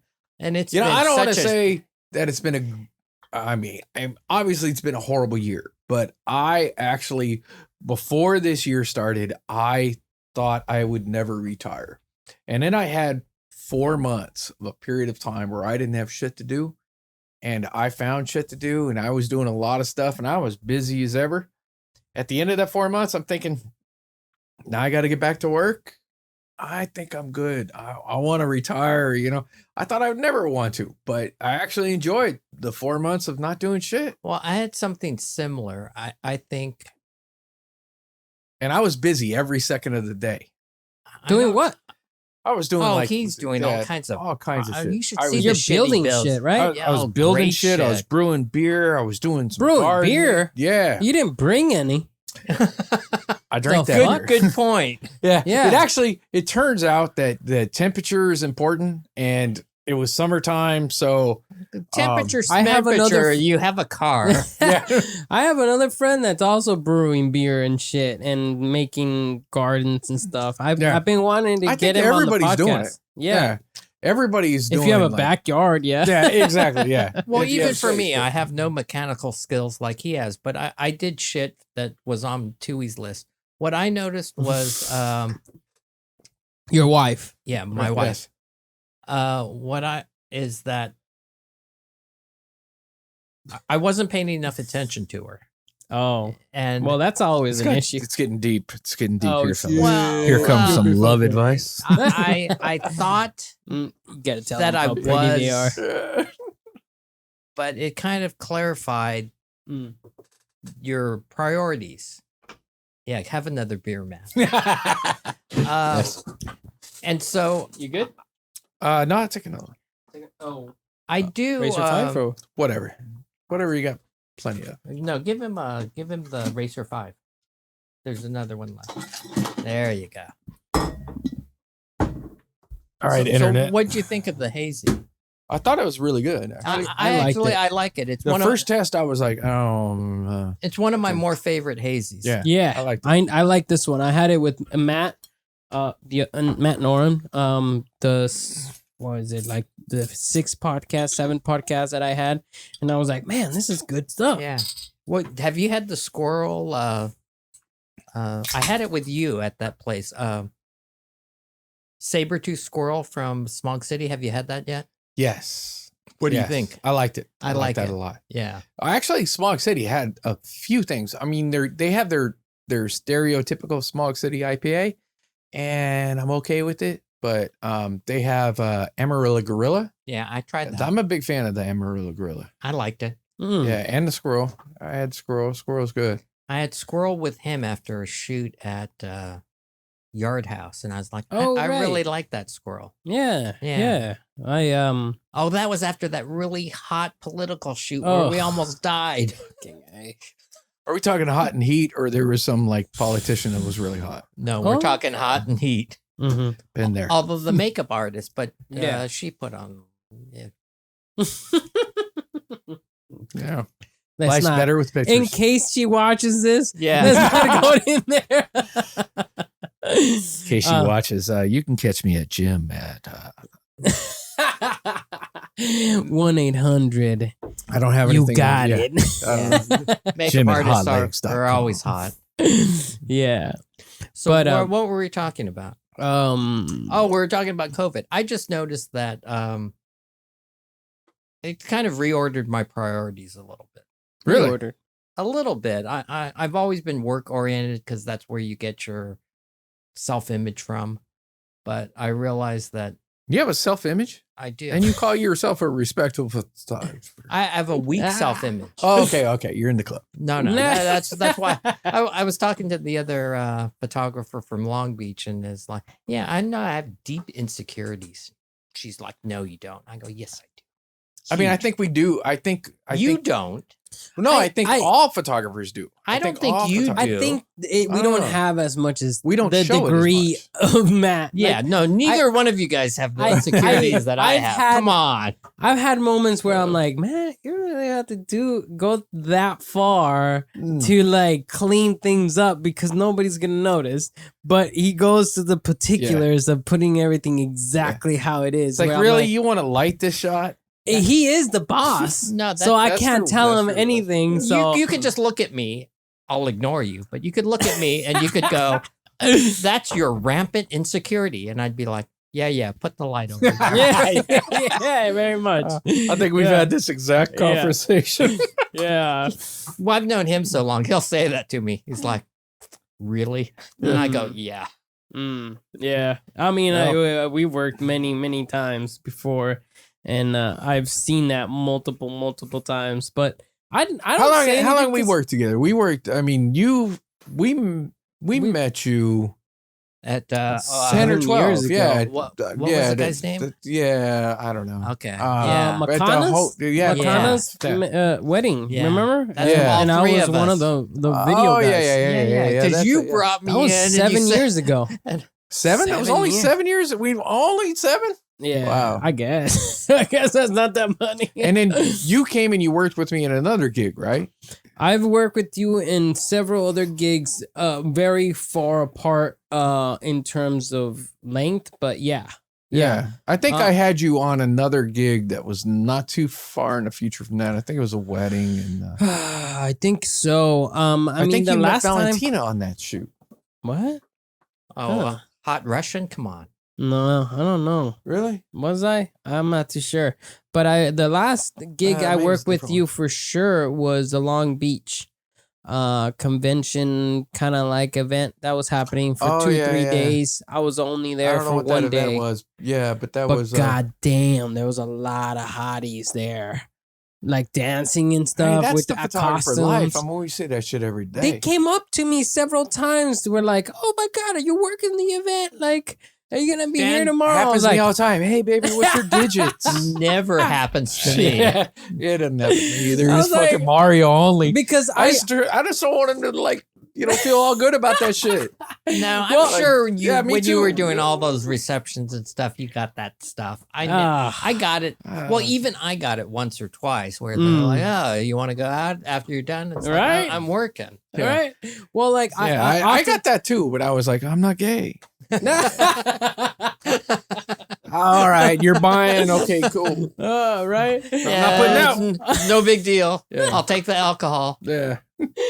But There was this one guy when I was shooting for Rose Hills, and then I got to, they were the organ company from Midwest, and I got these weird vibes, and I was like, oh, we need our organ shot out in wherever, Omaha or wherever. And I'm like, I'm all excited to travel, and I'm like, I don't want to see your organ. and I'm like, yeah, I'm getting a vibe here. What's exactly going on? And this is what kind of I don't want to use that word. Let's see. This is what kind of weak person I am. that's a better one. What was he thinking?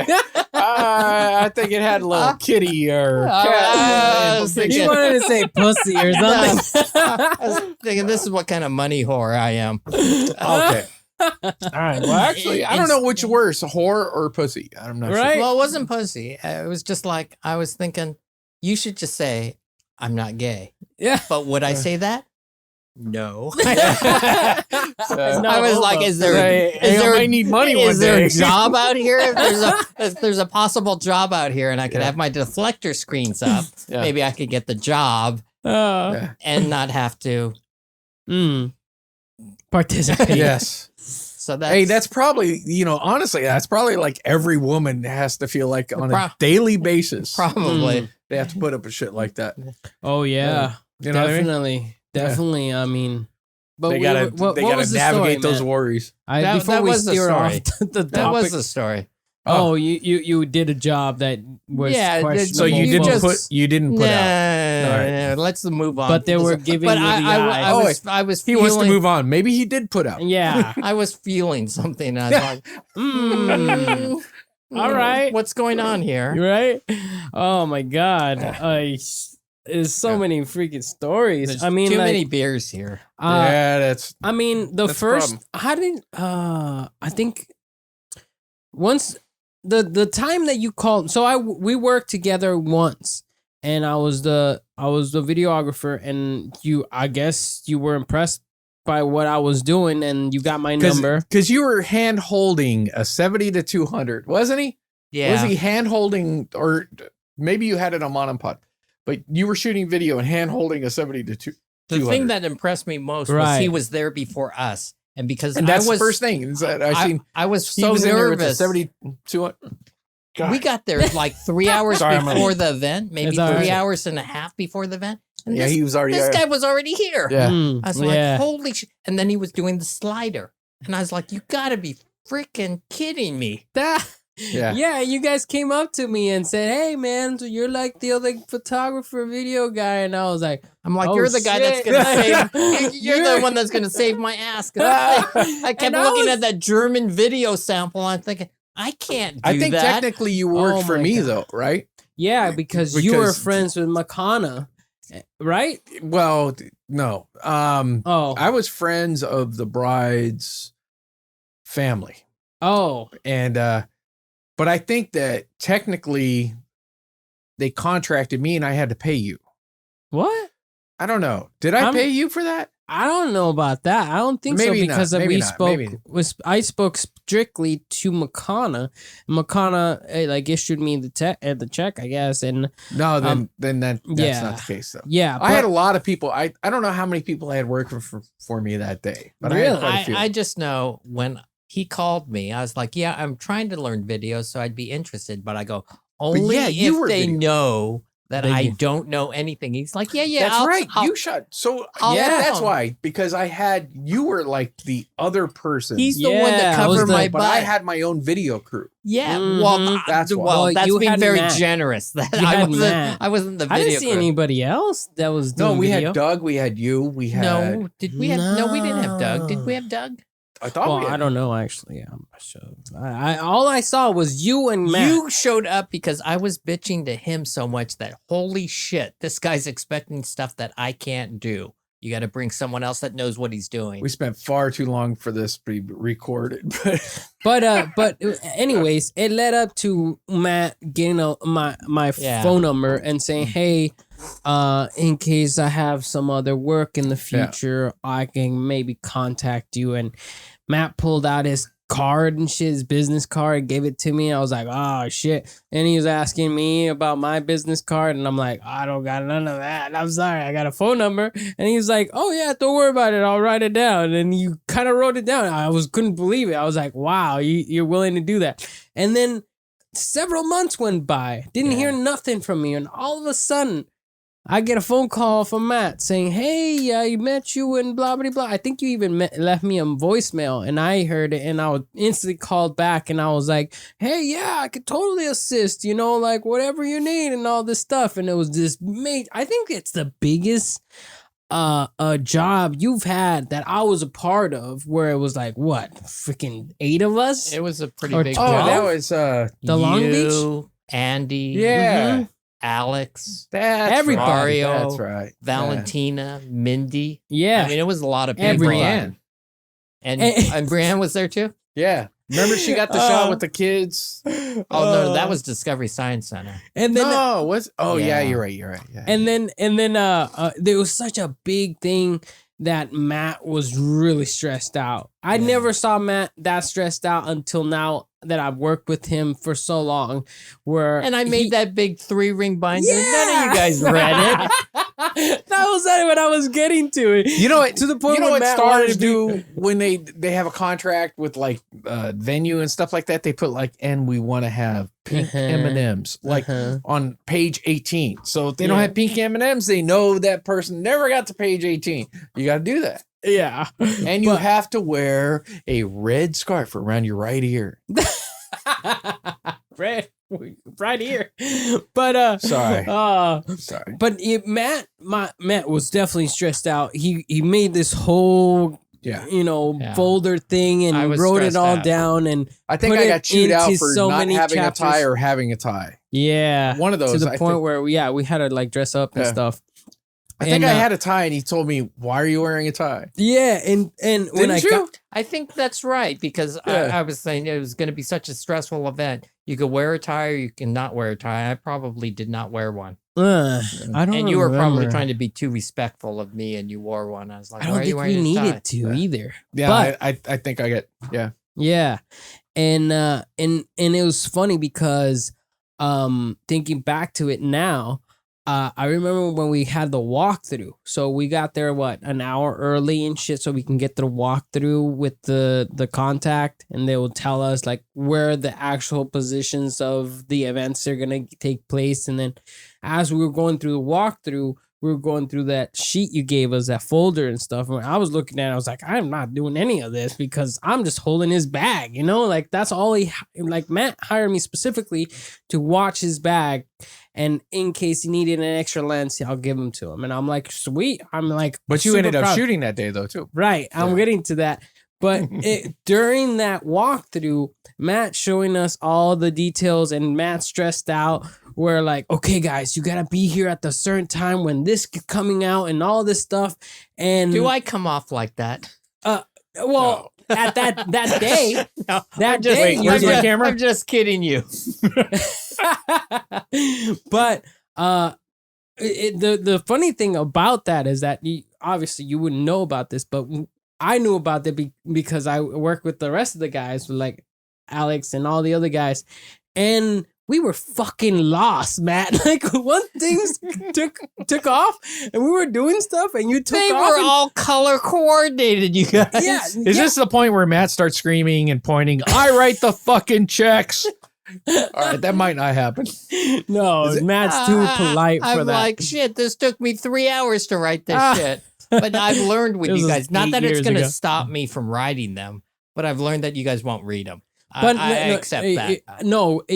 It really helps you writing them, and I like that you write them, and I prefer you writing them. The problem is that the commission or the event never plays out that way. Oh no, never. Oh, you should have we been. have You should have I been. mean, at always the- are off. You should have We been might at have the- like a certain amount of focus time too. Exactly. I mean, Exactly. You should have been at the event this week. It's like Yeah. that event you're talking about was so much more organized Oh. than the event I've done this week.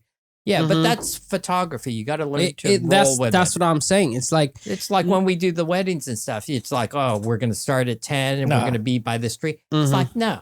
No. It's You know, like- Bruce Lee, I think, we said have an idea of what it was Yeah. going to be. Bruce Lee, I think, said something along the lines of like be like water, and I Oh, right. always kind of Form equated yourself. that. Exactly. Right. And it's like you try to be, because water is always one form. It's always one kind of form, and if the landscape changes, water conforms Right. to Mhm. that Yeah. new landscape. I like that. Right. I've seen take that. that And I was form, like, yeah. yeah. Yeah. It's been very adaptable, which is not something that's innate to me. I'm a planner, and it's like, well, we set up this shot here.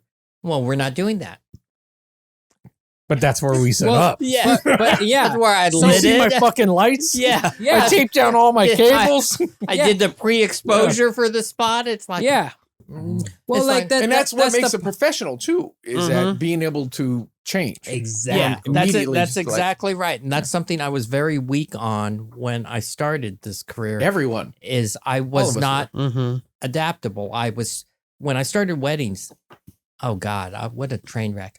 I was set into pre-planning, and weddings don't go that way. And so one of the great things that if you shoot weddings, people are going to give you a lot of shit. It's like, oh, you're a wedding photographer. Just tell them to drop dead. Yeah, it's the toughest fucking work there is. Yeah. Yeah. If you can learn Absolutely. like this guy, his Yeah. wedding stuff is incredible. If you can learn to do weddings well, Mm-hmm. you can do anything. Yeah. And you won't get Everything else credit is for cake. it. The reason you don't get credit for it is because there's so many bad wedding photographers out there. But if you can do it at a high level, you can shoot anything, because you have to adapt on the fly. This guy does stuff that I can't believe, where we're running so late and he's so calm. He's worked with me forever. If it's running late and I'm the principal, I'm a train wreck. Literally has his hands like this in his hair. And it's like, Oh my God. Yeah, no, I'm yeah. I'm just a train wreck. He's like, yeah, no problem. I'm like, you've got 12 minutes. He's like, yeah, we're Yeah. good. Well, like water. yeah. Like I water. mean, yeah. Well, you're saying the same thing about like equipment. You need to put it in those risky places so that you can get that shot that you want. You right? just learn It's to just that. adapt. Yeah, You- it learns to adapt. One of the biggest things about photography is being adaptable. It's just going with the flow and figuring out what you need to do. It's like, well, we planned for that. That's not happening. We had all these lights. Well, now we're doing it in the dark. It's like, all right, Right. Mhm. now we're Yeah. do this. Right. And what I was getting to, well, going back to the story of when we were working that major event, was that nothing plays out as planned, but it's good guidelines in a way of what it's And going to that's all they happen are, yeah. place next, and where you should be for those things. Because once you left and dealt with I don't know, new shit that were happening, I don't know what you were doing, but I was watching your bag, and I took off and I grabbed your lens, your camera, and I started taking pictures of myself. I'm not myself, but myself taking pictures of the event. And you liked them, but during that, you kept disappearing, and I had your camera, and I was taking pictures, and I was meeting with the rest of the guys, and I was talking to them. It's like, what the fuck is going on? Where's Matt at? What are we supposed to be doing? You know? It's like, I don't know, but get pictures. You just keep taking pictures, you know? Well, And I was- I love that you took it upon yourself to start taking pictures, because a lot of times it'd be like, well, no, that wasn't your job. But I love that you took the initiative. And I think I told you, and I know I've told you multiple times, you got a shot that there must have been, what, 4, 5 photographers there? You're the only one that got that. And I was like, I remember that, yeah. What a good shot. I go, it didn't even occur. That was in the big room with the speaker. It was the table where he got the reflection of whatever he was shooting, but there was the thing and then it reflected on like a glossy table. Yeah. So it was a Oh, concert And and they were doing rehearsals. I was like, Yeah, holy before shit, the that event. looks good. Mhm. The thing I bashed him about later was he was shooting shit at like a 20th of a second or a 15th of a second handheld. And it's the same like when we first met him and he had the 70 to 200 and he's shooting video handheld. Well, Like, he's shooting video apparently- because I guess you got to shoot it at a 30th. I'm like, this is still photography. I go, don't be shooting at a 20th of a second. But because he's so young, I'm looking at stuff. I'm zooming in 100%. I'm like, son of a bitch, this stuff's sharp. Yeah. Yeah, fucker. Yeah. Asshole. I don't know. Can we take a 24-year-old restroom guy. break or can Oh we- yeah. Go ahead, man. First door on Oh, the right. yeah. First door I'll on- be behind you. Yeah. I Go got ahead, to go as ahead. well. Don't worry about it. That's all right. I can. Yeah. Yeah. That's right. Go ahead, man. Recorded. All right, But he we're was- back. Well, the whole conversation. Well, like, everything we've done. yeah, that is a good example of a good topic. Is Ender's Game. There's a book and a movie. I watched the movie and it was incredible. I really liked it. But you read the book, you say, and it's a perfect example. We were talking about on the break of video games being a sense of desensitizing absolutely violence in the real world, because we were talking about Joe Rogan and how he had a ex-Marine that lost his whole team in Iraq, and An amazing how ex-Marine, or he was still a Marine, incredible. right? Still a Marine, of right? course he's Always a a veteran. He deserves everything he's accomplished, and he took the biggest sacrifice, is continuing to live while all of his friends are all dead. And that's tragic, incredibly tragic. And he believes that video games are desensitizing people into thinking that war is good. And that's an opinion that Matt right here shares. And I've thought that for a long time. I agree, but there is no evidence that, bomb explosive killers and school shooters were playing video games before they did it. But I do believe that there could be a point where it gets to the scenario of Ender's Game, where like these kids are so good at these video games and they can strategically maneuver all these teams perfectly to eliminate their opponent without their knowledge that, this is a real course scenario. Yeah, because in real the people plot, and real consequences. Yeah, the plot in the movie where the kid Ender thinks he's playing a video game. In reality, he's leading a battalion of spaceships, and it is an attack on an alien species, and he thinks it's all a game, but really he's leading. It's all the a test, simulation. Yeah. Well, it's But not it's even a real- simulation; it's real. It's a real event. In the end, but he it's doesn't real. know that. So No, he doesn't he's know just that. strategically eliminating all of his pieces like a chess game, and just getting rid of all pawns his are pieces pawns. and using them to strategically reach the core of the king and take it out. He was a queen. The queen, right? Yeah. And he successfully did that in the consequence of losing his entire battalion, though. Yeah. Wow.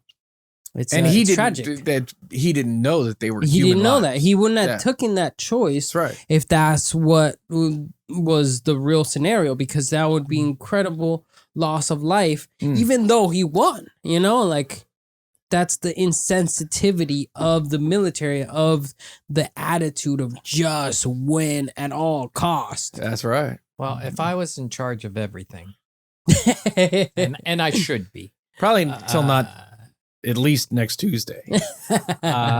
Trump does have COVID. I right? It could happen. Did you hear that? Oh my right, God. We'll get to that. What were you going to say? Sorry. I was just like, I didn't believe this back when I was in college. I think I wrote a paper on this. I do believe video games are damaging to the youth. I just think they are. I think it does desensitize people. There's too many young kids that are just like into whatever. What are those World War II ones? Call of Duty? Call of Duty. Oh my God, my favorite game ever. Yeah, they're very realistic. They're very cool. I can't last more than a couple seconds. You can shoot people in the nuts. Yeah. And they sit there and do this. Yeah. It's actually pretty cool. I just don't think it's healthy. Yeah, I mean, I do understand in the perspective of Ender's Game, you know, like I do think that there's gonna be a point where video game simulation is gonna be inconceivably distinguishable from the real life events. Well, yeah. Have you guys watched Black Mirror? Yeah. Okay. Perfect example. There's shit like that. And I just think it's getting too real. And I'm like, I'm not for over regulation, but I just there's been some Black Mirror episodes. I was like, you watched them, huh? I've watched them all. Oh my God. Oh my God. I watched a few of them. Really? Yeah. I do not watch them all. You should watch them all. I don't know. Oh, they'll what is it on? out. Is it on Netflix? Netflix, yeah, for sure. Netflix. Yeah. That's Netflix. Yeah. Maybe I'll watch them all. I'm not sure. I remember a couple of them. Every one of them is different. If you've seen a couple of them, every one of them is different. And, you know, at the time when the new season came out, there was an episode. I forget what episode it was, but it was about season 5 or season 6. What? There's season 6 now? There's at least one episode of season 6. I think there was only 3 or 4. But I thought regardless, there was 1 or 2. But there was one episode where they talked about dating apps and how dating apps are supposed to simulate real real person events that lead with real emotions and whatever couple. And that's the government together. Was like saying that you could only date this person. Is that the? It's more of an app simulating what your best connection is. Yeah. And the only way that you will find the best connection with somebody is if in this simulation, these two couples realize they're in a simulation and they escape the simulation, which leads to they break the rules of the game for true love. For true love. And that goes to show that there would be a good match. And it's a crazy episode where at the time I was dating my ex-girlfriend and we found each other on a dating app and I was like, what do you think? It was a mind fuck. It was a mind fuck where I was like, maybe this person really isn't that person I would like to escape some simulation with. You know, it's really not am I willing to break the laws of the country to do because I need to be with her that much. That bad. I don't. And so she's available now. Yes. Oh, okay. Definitely. Go get that crazy chick. My wife frowns on it.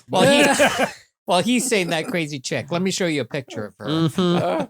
But, we all take a little bit of crazy for a short period. That's the thing is that men and women are obviously not created equal. And we're so, just me and my friends are so different, you know, like the fact that you guys have been able to remain married for so many years. I really, in a way, admire that because I couldn't think about even living with myself for that long. That's because I'm afraid for my life. How old are you? Help me. 30, man. Okay, that's because you're old. It's because you're at that age. You get older. I don't know if it's a weakness on our part to just concede, but you make concessions where you don't make when you're 25. You're like, well, actually, I don't know. No. I don't know because in our age group, when we were young, everybody, I mean, you pretty much, that's what you did. You got married, you got your driver's license. Yeah, that's true. You did all that stuff. You did the paperwork, you got the tax credit. In your age group, I mean, that's not really a thing. Not at all. there's not as many religious people, so you're not really doing as many religious kind of formations where you're bringing together. You're not following God. the standard roadmap. You're not doing even if you're not religious kind of paperwork thing with the government. You're being more free, and I think that's cool. I don't think that's. I mean, even when me and my wife got together, and we decided we were going to get married, between the both of us, we both thought of it as more of a paperwork thing, and we were living together. We were already committed. Yeah, we were already committed. We were already going to stay together forever, and at least me, see if she kills me or not. I don't think she'll break up with me. She'll just kill me. Salvadorian with a machete. With a machete. Let's send her a link to this podcast. She's gonna see it. I guarantee you. She Googles my name all the time. Anyway, but you know what I'm saying is that an older generation. I mean, it was a different formation between a man and a woman, and a marriage, or a man and a man, or even a woman and a woman. I mean, it really didn't matter, but. Nowadays, it's more of a kind of thing where we don't need that paperwork. We don't need a thing from the government saying that, we're together. We don't need a thing from the church saying that we're together. It's not the same thing. They're more than happy to just be together, help each other, and support each other than having to go out and get a piece of paper that says we're combined. Yeah. And the biggest problem is the tax deduction. You don't get the fucking tax deduction. And I think. Well, where were you at 30? I'm trying to think. I was not married at 30. Where I was at 30. I was in Mario State. I was all the women around me. It was like, man, it's a party. No, I was still with my wife. No, I've told stories about this guy. I was like, we're working on a gig. And he's like, oh, yeah, I got a date with so-and-so. And I'm like, well, you got to go. You're 20 minutes late. He's like, no way. And I'm like, what the hell? I'm like, this guy has skills. I don't think I'll be that late for a date, but come on. No, both you guys have. They will. I mean, they'll wait. The women that he's known and the women that I've seen on your. I'm like, we got to see some more pictures. Yeah, you guys have some talent. But I'm like, holy shit. It's just a generational thing, right? Isn't it just it annoys me that you guys could go online and go, hey, you're kind of cute. Let's have coffee. I'm like, holy shit, is that all it takes these days? Yeah, no kidding. That's fake shit now. Easy. That pisses me off. There's a lot of fake shit now, though. Yeah, fake nude shit. But, better than nothing. Better than fucking nothing. Yeah, I will agree with that. I mean, it was tough work when we were young. Yeah, you had to talk to him. Yeah, I guess so. He gets offended. I don't want to have to talk to them. I just don't think that I reached a point. I don't know if this is a generational thing. If all of my generation members think the same way I think, but the whole marriage thing is just forever is too long, man. Forever is too long. It's too long. If they break it down to 5 years and then you renew, I'm for that. So it's like a contract. It's like a presidency or fucking okay. I'm not saying I disagree with you. I'm saying say that in front of any group of women and see what reaction. I think they would agree. I think a lot of women would agree. I think my wife would agree. I think my 5 wife would years agree. and then renegotiate. Yeah. Do you think Tui would agree? No. And then you could have a whole new honeymoon. She would not agree to you having that decision. She would agree to her having that decision. Yeah. Maybe I think that's right. I think that's right. I think my wife would be the same way. Well, because my wife is the same woman as your wife. We've had that conversation. There's a lot of symbiotic relationship thing. One's El Salvadorian, one's Vietnamese, but we think we married the same woman. Yeah. But I think they would also agree that forever is too long. It's too long. I agree. Yeah. It's just too long. At least give me 20 years. I am totally good with it because, being single and that's a lot of work and it's expensive. In my day, it was a lot of work and it was expensive. I couldn't swipe right and get shit. But if maybe that's different now, maybe if I could swipe right and get shit, then I'd be like, all right, and wouldn't have to worry about it. But no, it was it took a lot of time and it was time intensive. Dedication. Yeah, and that's another thing is that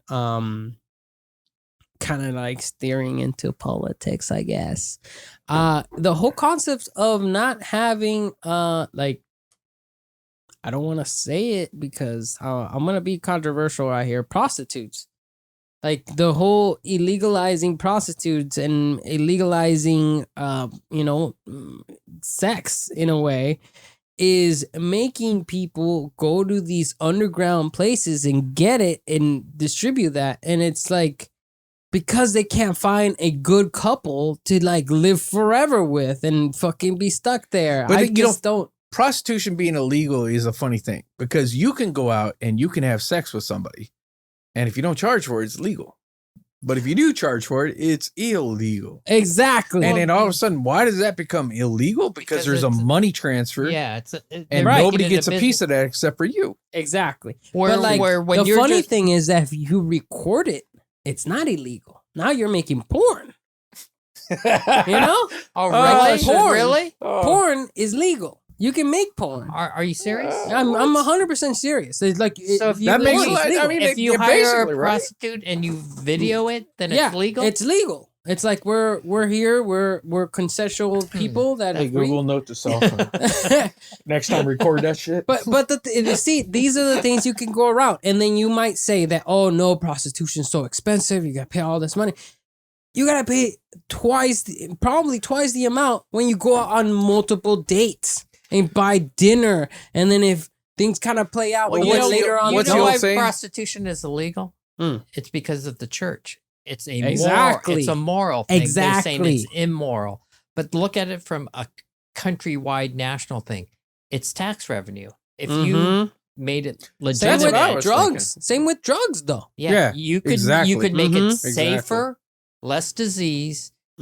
You could get income and you could get tax revenue. But the reason, I don't know about drugs, but prostitution is Denmark, illegal. Greenland, it's fucking legal. Yeah. That's why people go there and visit. It's like fucking get that shit. Yeah, it's a moral issue. And it's like, well, this is getting way abrupt. I don't know if it's a moral issue. But it's like. Is it? Yeah, I don't know. Is it a moral issue? Yeah. Well, it's a philosophical issue between conservatives and liberals. And exactly. If you're one of those. Exactly. I mean, if you define yourself as one of those. Yeah, maybe. But I'm one of those that's not either of those technically. And I'm just like, get out of my business. But that's what it is. It's telling people how to think. Yeah. That's my problem with it. Yeah. And I don't participate in that. I have not participated in that. Same thing with abortion. It's not a moral thing with me. Abortion thing is a real like, but it's not. It's not your decision. It's a dividing factors. Like, oh, you're not on our side. You're fucking on the other side. I'm not telling you I would do it. I'm just telling you it's none of your business to tell me beforehand what I can do or not do.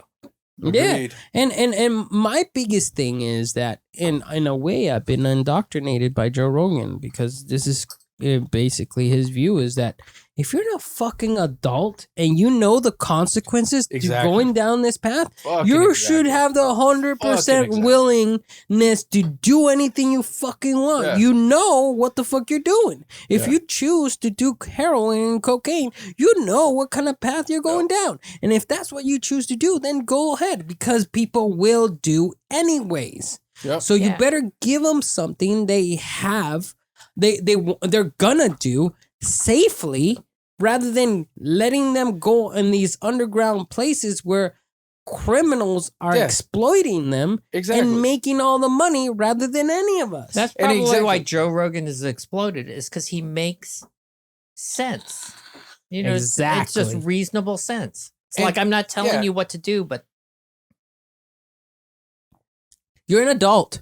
If you want to do something that you know is damaging to yourself, then you should be willing to do so. Yeah, because this is the American. Cliff, I don't expect the ski patrol to come to get me. It's like this is off trail. There's a big sign saying avalanche danger. I'm like, well, I'm fucking good. I can go. That's my responsibility. If I get covered up and I die, I don't expect ski patrol to come get me. Exactly. Exactly. It's exactly what you were saying right now.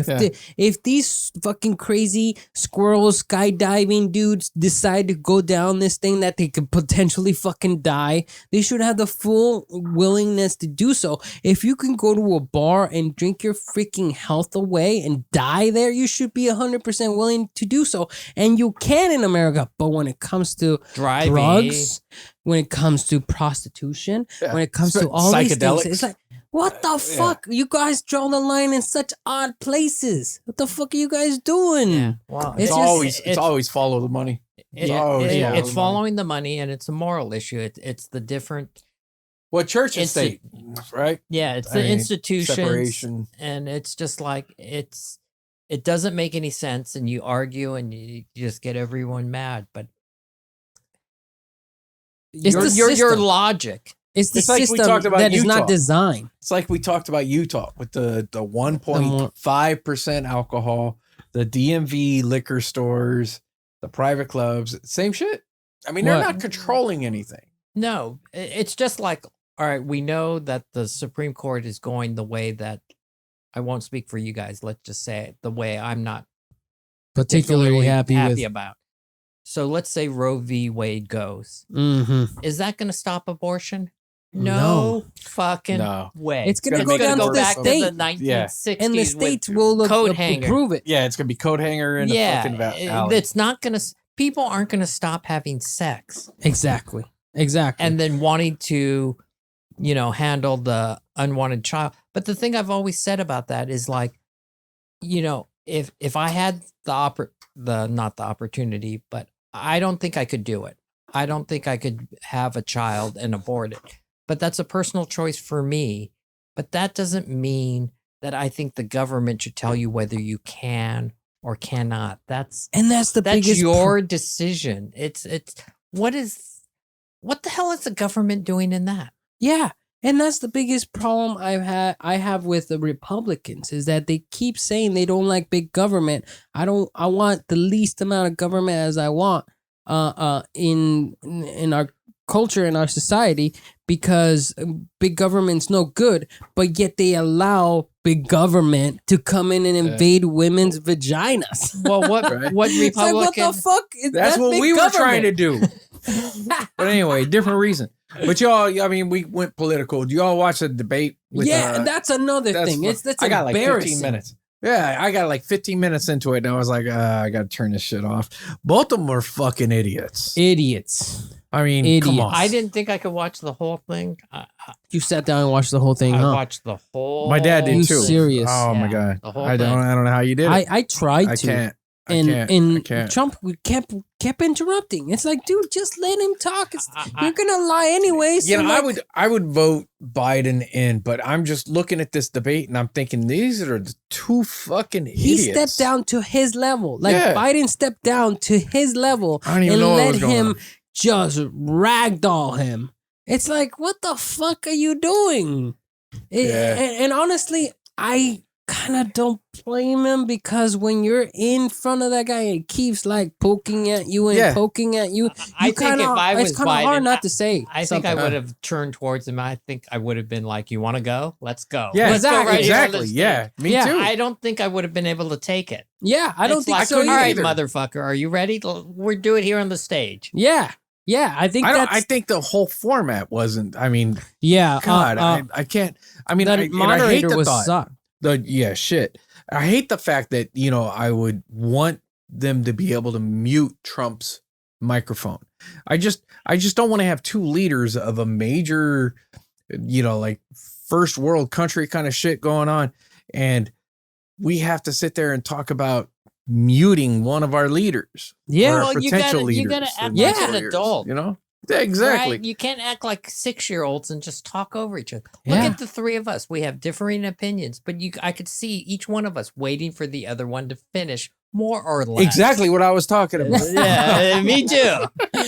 But like, the thing is that you bring up an argument and then you bring up a counter argument. You don't interrupt the argument in mid-sentence just to get your point across, which is just your opinion. Well, it's not even a point. It's a lie.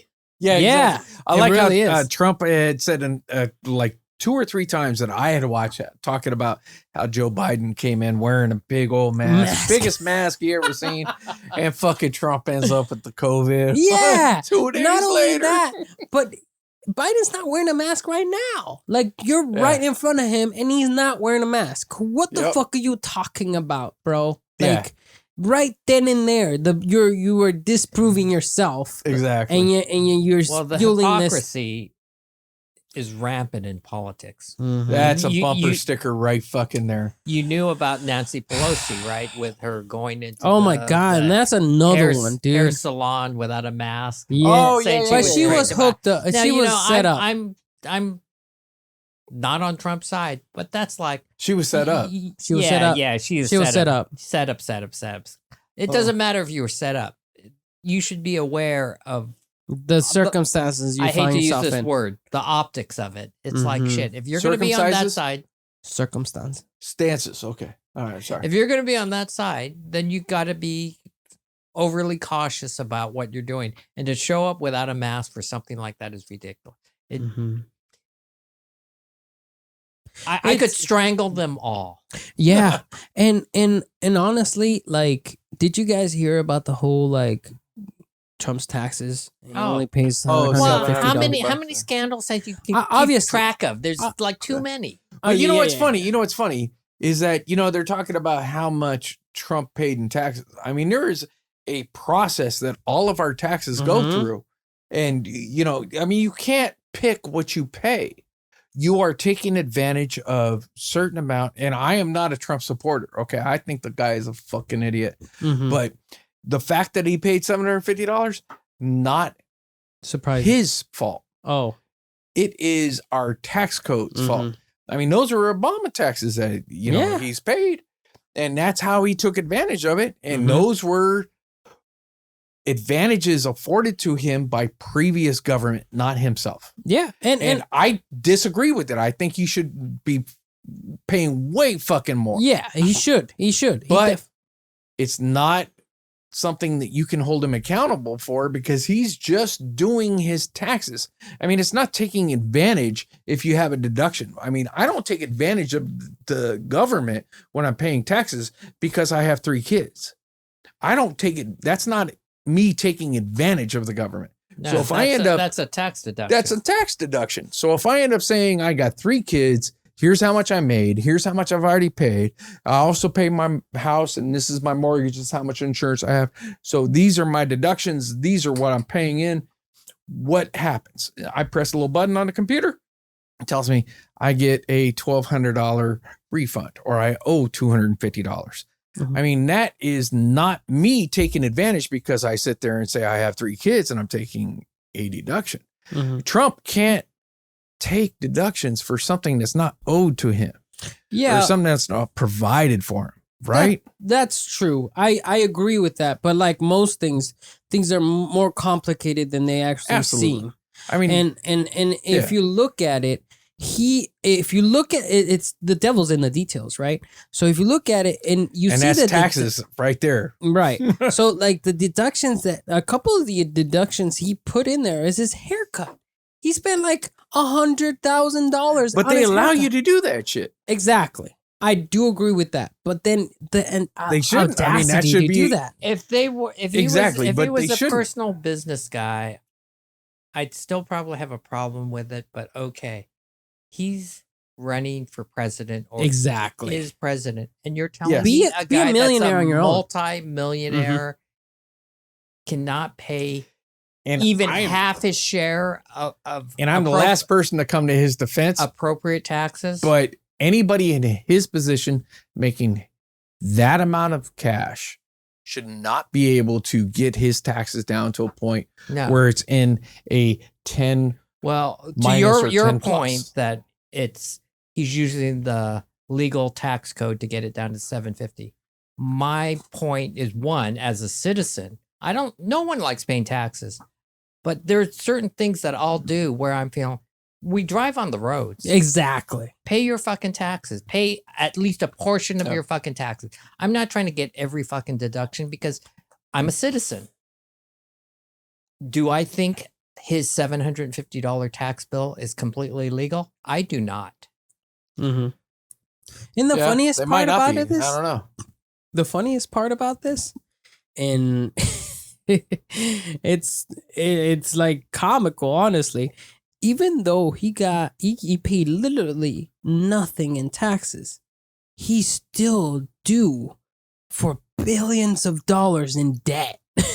Yeah. He's incredibly in debt because he pulled out all these loans and his businesses weren't successful. So therefore those loans are coming back during his presidency. 400 million or billions. They're in the billions. No, it's 400 million. It's like, it's higher than that. No. It's higher. Look it up. The thing that's coming due is 400 million. I think that's one of his. One of them. Yeah, but like Trump steaks. Did you guys buy Trump steaks? Did you guys go to Trump University? Yeah, come on. Same goes for his hotels, his golf course. All of them are losing money because people don't like him. All his snowballing shit, it is coming due. He's been the Teflon guy forever, but I don't want to say it's wishful thinking, but from what I'm observing, it looks like all the shit's coming due. Okay. Well, yeah, it seems like at least the way the media the snowball is like 2 years it's done. Right. But yeah. And then go ahead. Before I go on the tangent. No, it's incredible. That it's a very safe topic we're on, right? Yeah. Yeah. The thing is that this isn't going to come back to bite any of us. The thing is his politics supporters. Is cool. You can't post any of this. His supporters, regardless of what he does, they're on board with him. Yeah. Because this is not about Trump. This is about defeating the Democratic Party. Well, what it takes to defeat the Democratic Party, all is good, And honestly, another portion of that is a huge part of Trump's following is, religious folks. Religious folks want to get more people in the government position to pass these certain things, like you said, Roe v. Wade, right? Roe v. Wade is dead. You think so? Yeah.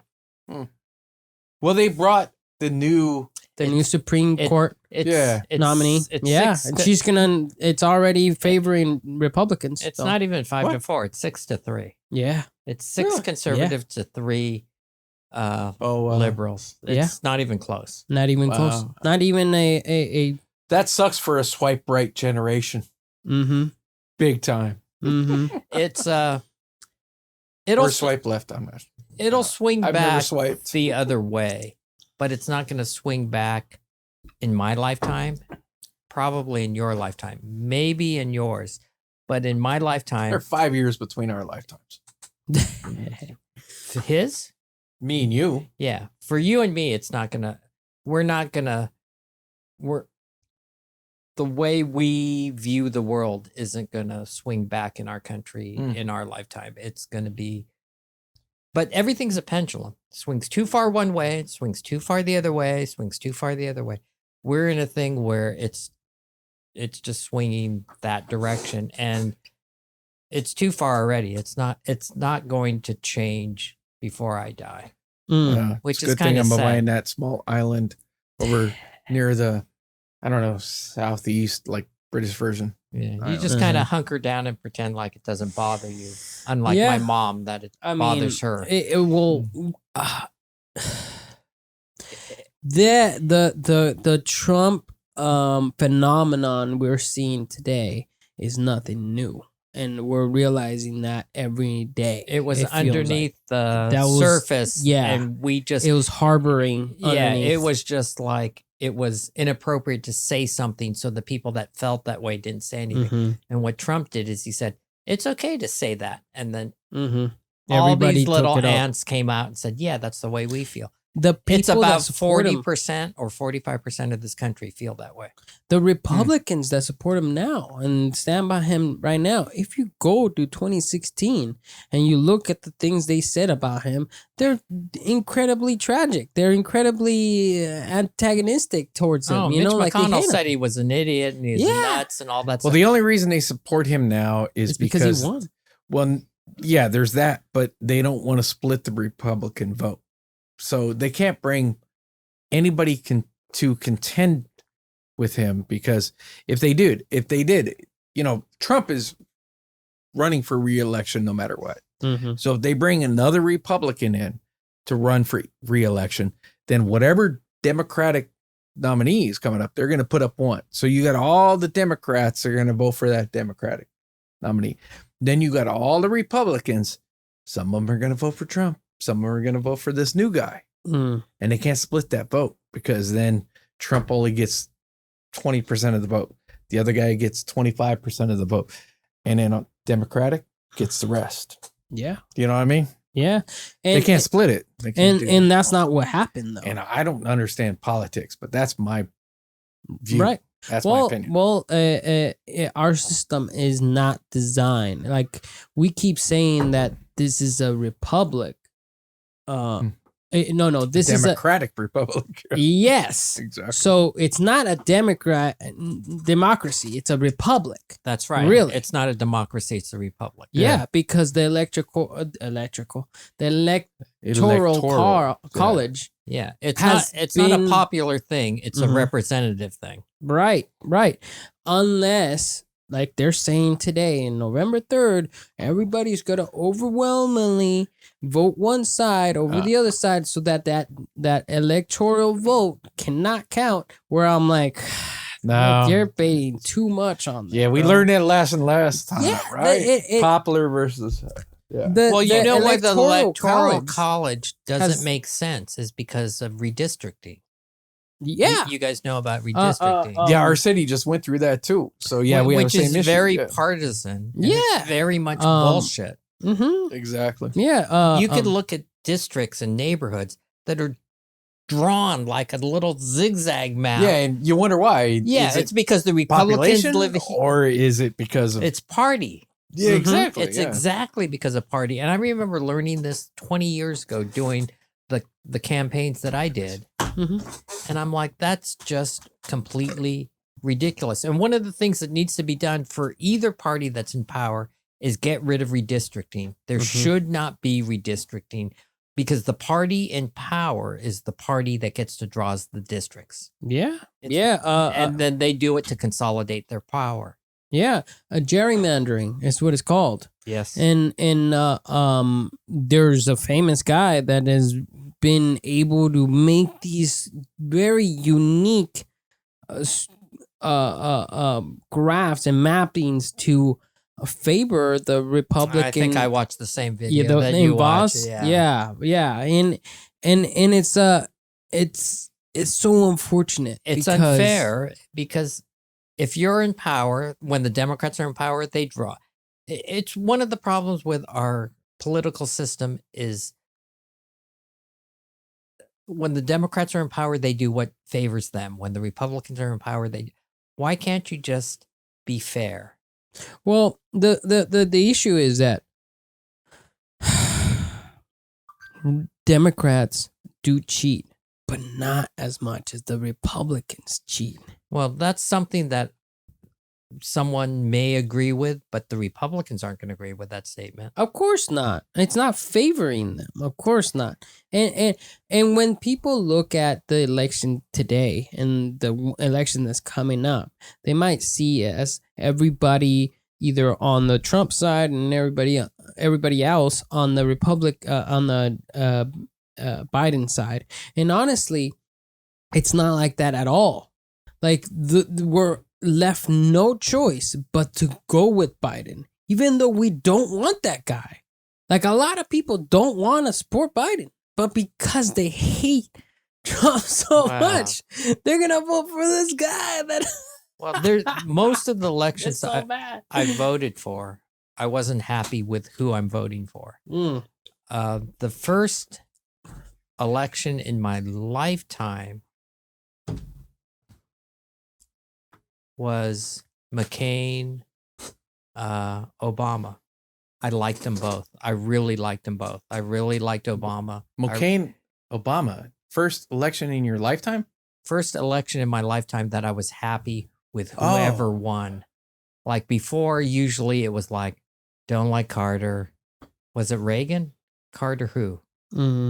It was Carter Reagan. Bush. Carter Reagan. Was it Carter Reagan? Yeah, Carter versus Yeah, Carter Reagan. Yeah, like that one. I didn't like Reagan. Didn't like Carter. And that's been my life for most of the election. Didn't like this guy. Didn't like that guy. I chose the guy I disliked less. When it came to McCain, Obama, I liked them both. I was like, whoever wins, I'm happy. And I think that's the nature of most of the elections for most people. Didn't like Hillary, didn't like Trump, blah, blah, blah, blah, blah. The election for Hillary, I know people that either didn't vote or voted for Trump because they disliked Hillary so much. I was not a Hillary fan, but I could see that Trump was. And I was like, I don't know how you could cast your vote for. I mean, besides the fact that this is not going to be good on the internet. He's not a good person. In something to speak of what you say, not good in the internet, it's because everybody's so polarized right now. That's true. Oh yeah. And it's not our fault. It's the system's fault. Really. Yeah, but you're gonna get tagged for it. You're gonna get tagged. And it becomes a sin to express your opinion. That's right. Which it has bullshit. How many of I bet all of us when we're out in restaurants, we don't talk loudly about this, right? Just because you don't agree with somebody does not. I mean, that's what this country is built on. Exactly. Free speech is a real thing. That's right. It used to be you could spout your opinion. Now it's like you say something, you're not a patriot and you're not a good American. Yeah, it's Patriot's a good example. It's like, how is just not agreeing with that? I'm not blowing up bombs. I'm not tearing down the government. I'm just opposing what you're saying, but now I'm not a patriot. Yeah. But you have every right to not be a patriot in this country. Exactly. Express opposition. Yeah. And it's like, that doesn't make me a bad American. And I'm sick and tired of that. Mm-hmm. You're not a flag not a flag waving American. You don't support the military. It's like, yes, I do. Mm-hmm. Yeah. It's not my point. Yeah.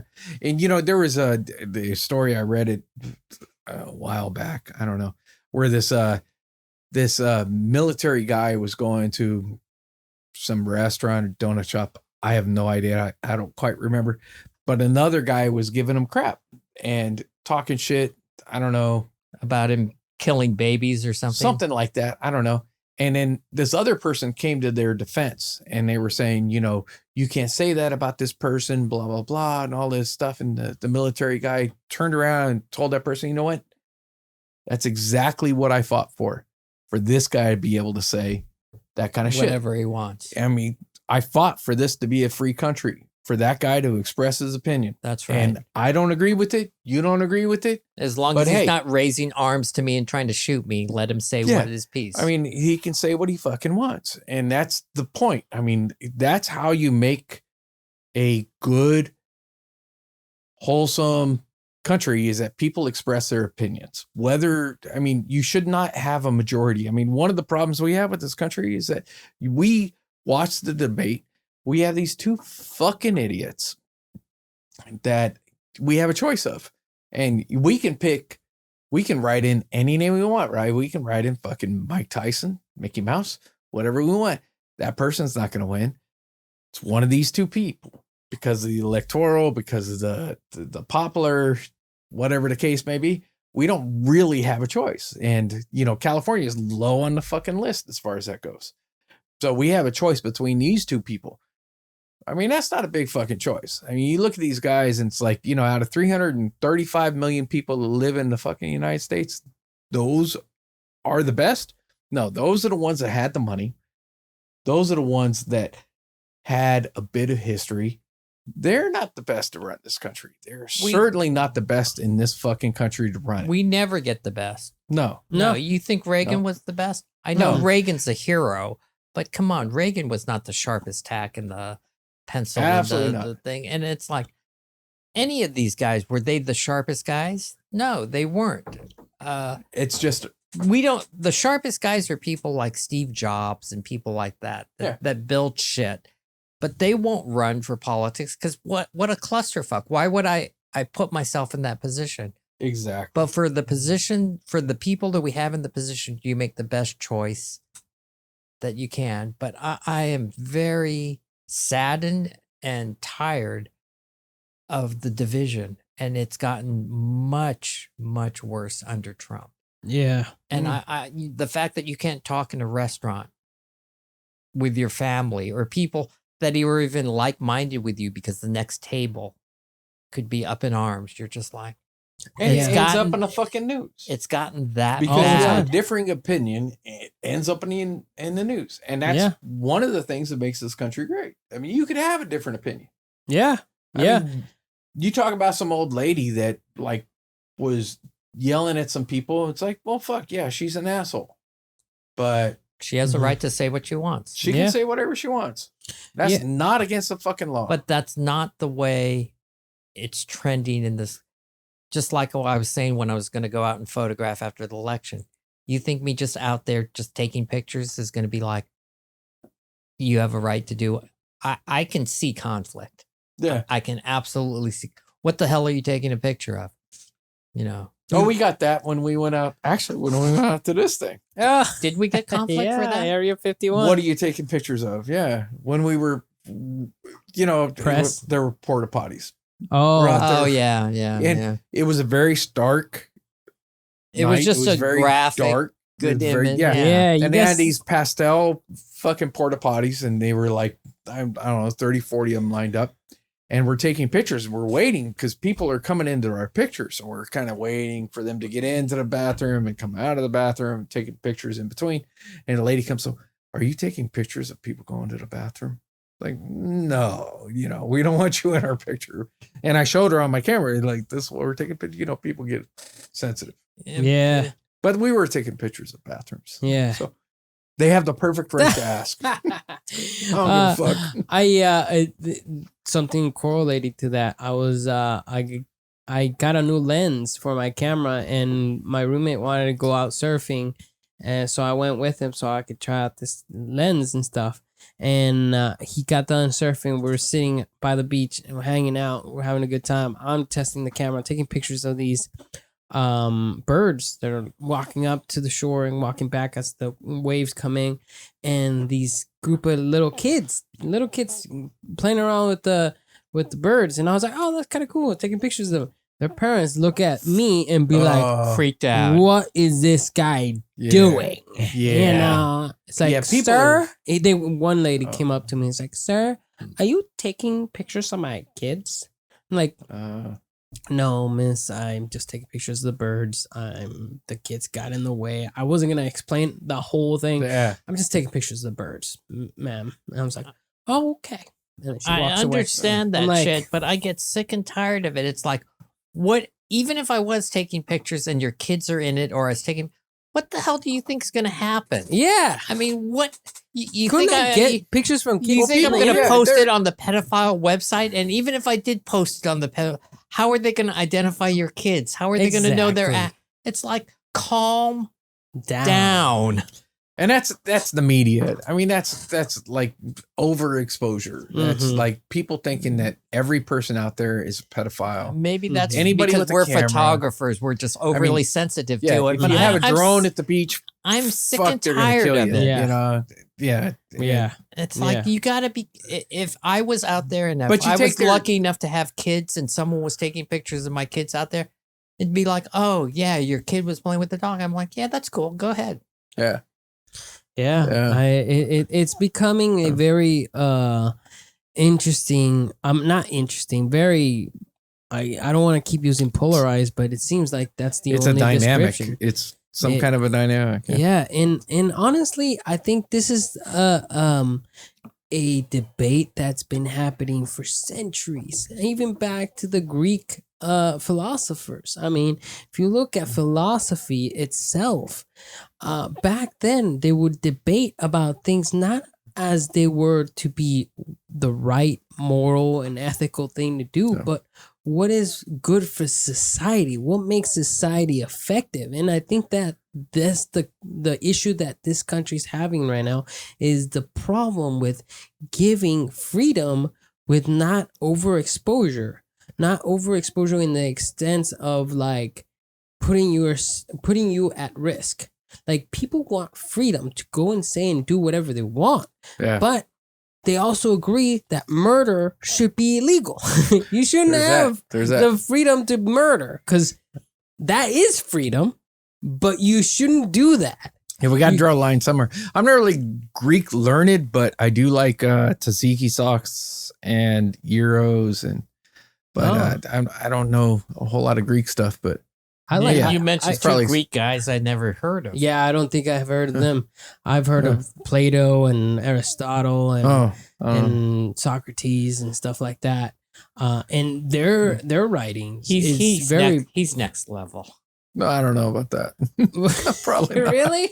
Yeah, those are the biggest guys. No, I don't know. But maybe not in your sense. But their debate was, you know, what religious people believe in today is a very strict, orderly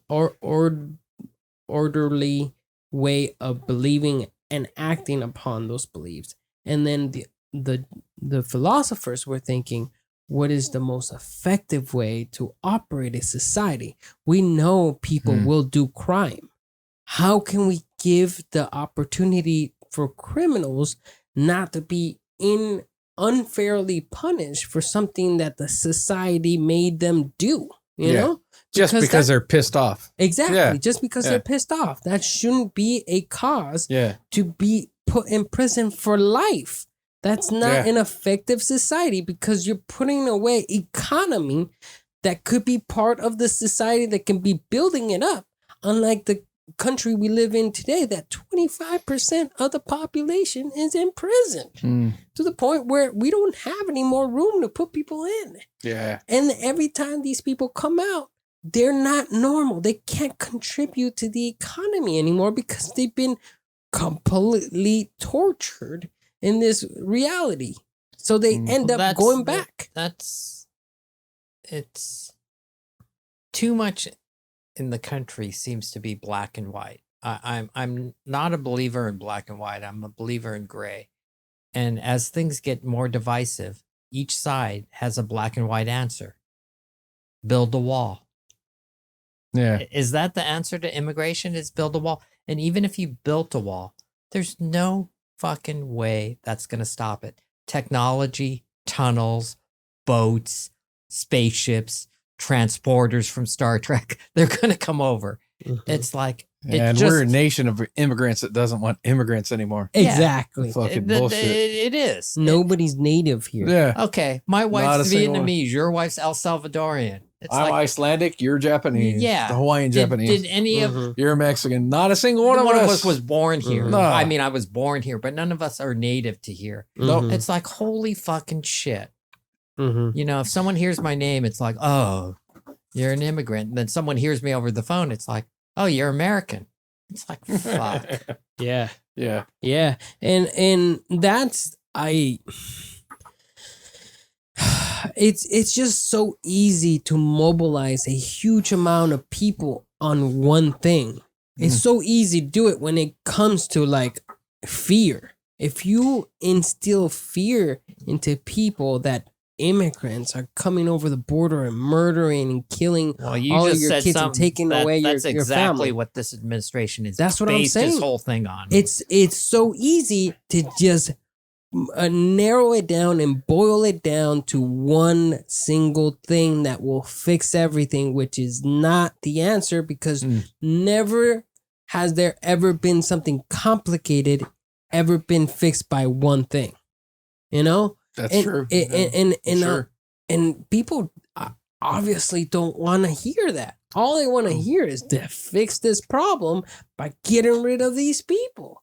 no matter what the consequences are. All right, I have a question that's complicated or simple.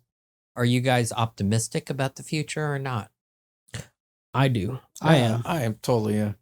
In the far future, not the close future. I think it's pretty close. I think we're close. I think we're close. I think it's every generation has A crisis. some sort of a crisis and a revolution. Well, let me also add this. In your lifetime, is this the biggest crisis of your lifetime? No, I mean, we've seen a lot of things. I think this is the biggest crisis of my lifetime. You think so? What else have I had in my life? Vietnam War. We didn't have a depression. We haven't had a world war. Yeah, this is we the haven't had biggest a one. Great Depression. Yeah, I guess you're right. Yeah. Yeah, I this go, is the what- biggest one. We've had a real estate market thing. We've had a .com bubble. Yeah. We've had. Yeah, the real estate. I'm thinking this is the biggest thing in my lifetime that's happened. Yeah, I guess you're right. Yeah, it really is. I mean, an epidemic. It kind of does that to you. An epidemic. Isn't an epidemic though? I've quoted you. I've quoted you several times about your statistics. I know this really bright guy, and he laid this out to Statistically me speaking, I have been correct. in February No. about the car fatality thing and the thing, and I go, It's not far off.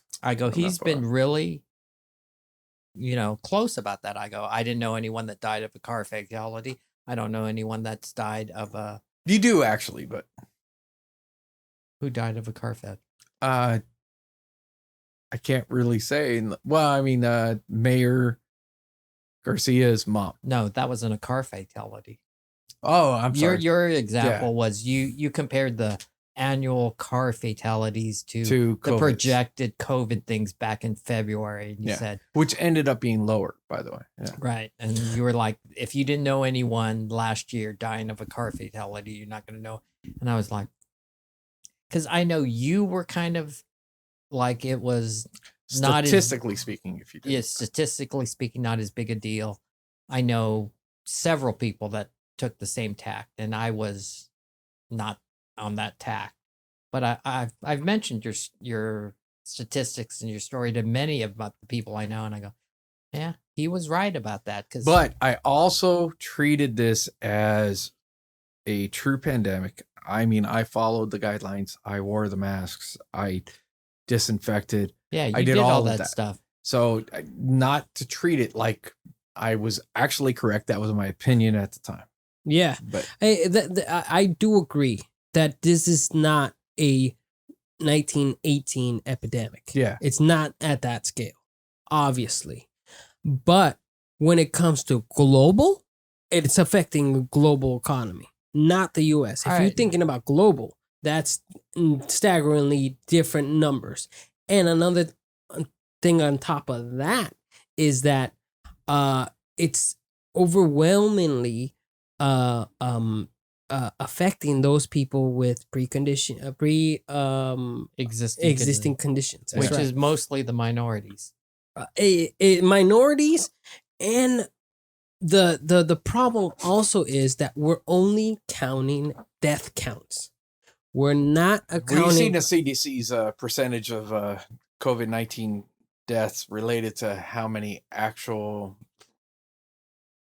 COVID-19 deaths, not like complications of. Right.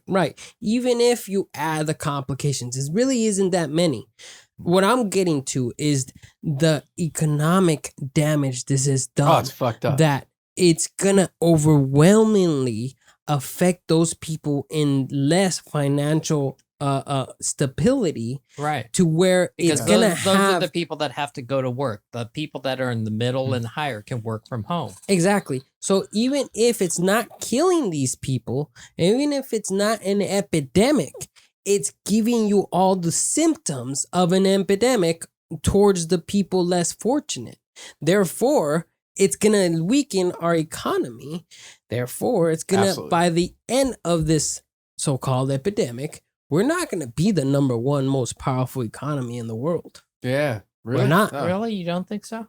No. China's closing up very quickly.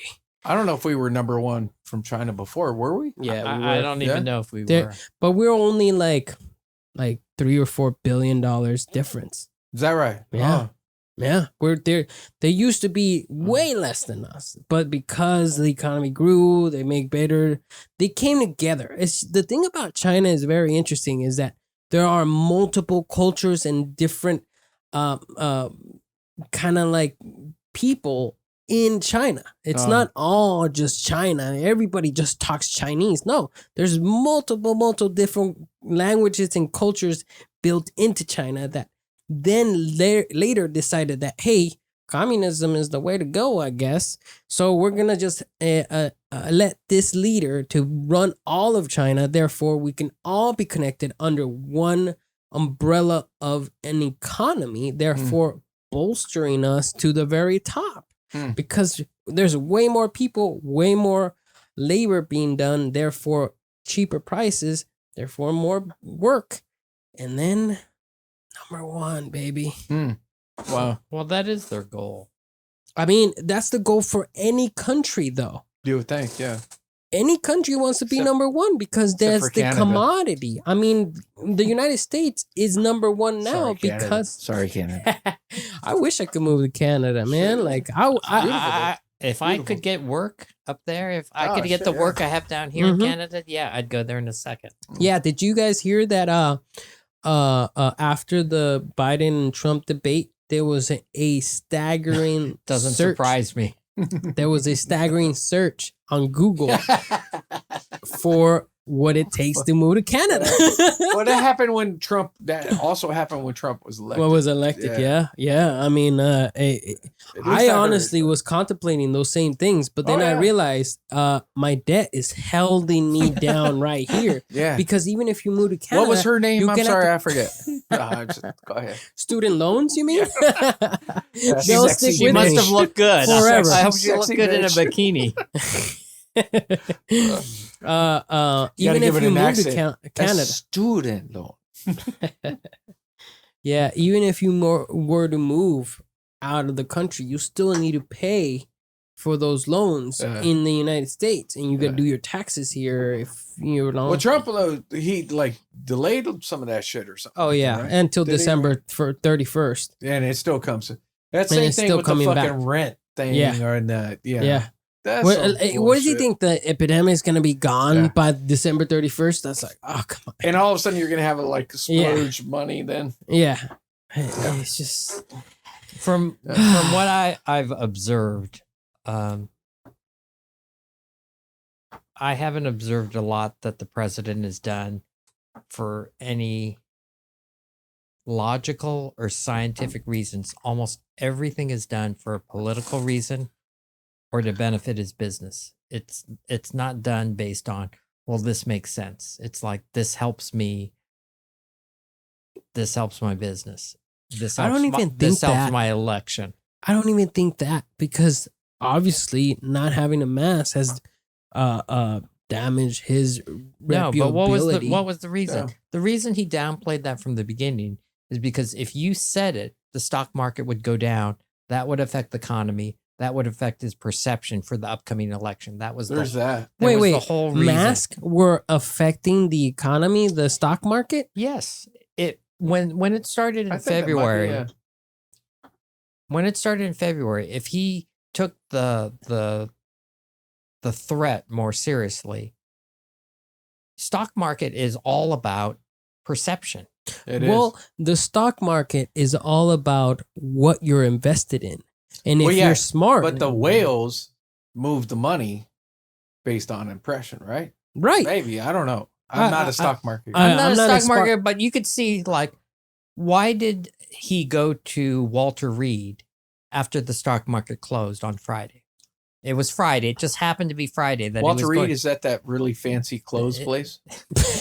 I don't know what it's a military hospital that's right by Washington, where all the presidents go. Right? Yeah, really good jeans for presidents. Really good burgers. Right. And so, why was they sitting out on the West Lawn or whatever with the helicopter forever, waiting for that to happen? It's because they were waiting for the stock market to close on the East Coast, right? Because they didn't want a big crash, because that looks bad for the administration. So if you wait until the stock market closes, which is what, 4:00 Eastern time, 1:00 Pacific time, then you don't have to deal with it until Monday. Yeah, maybe. That's all optics. That's all manipulation. It's all optics. Yeah, but that's a good statement. Because he knows that, and that's how the stock market works, then he knows how to manipulate that. So if he knew that masks were gonna be one day a commodity, he should have pulled out all of his millions in all these other stock markets, dumped it into the new mask manufacturing, and then had that shit blow up once masks were mandated. If he was smart. Well, that's smart as a businessman, but he's all about ego. And the ego is, if the pandemic is real and it affects the economy, that makes me look bad, that damages my reelection campaign. It was all about the reelection campaign. And it's all kind of lining up to that too. From the beginning, it's like, if I just say it's no big deal and it goes away, then no damage done.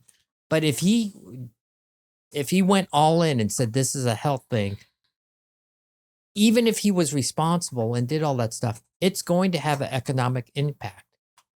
You know, hospital stocks, medical stocks, all that stuff is going to have an impact. He didn't want any of that. So he was just saying, no big deal. We got it. It's a hoax. It's invisible. It's no big deal. Don't worry about it. And then he just kept parlaying that. It's like, oh, the Democrats, they're building it up. It's a hoax. It's a hoax. It's a hoax.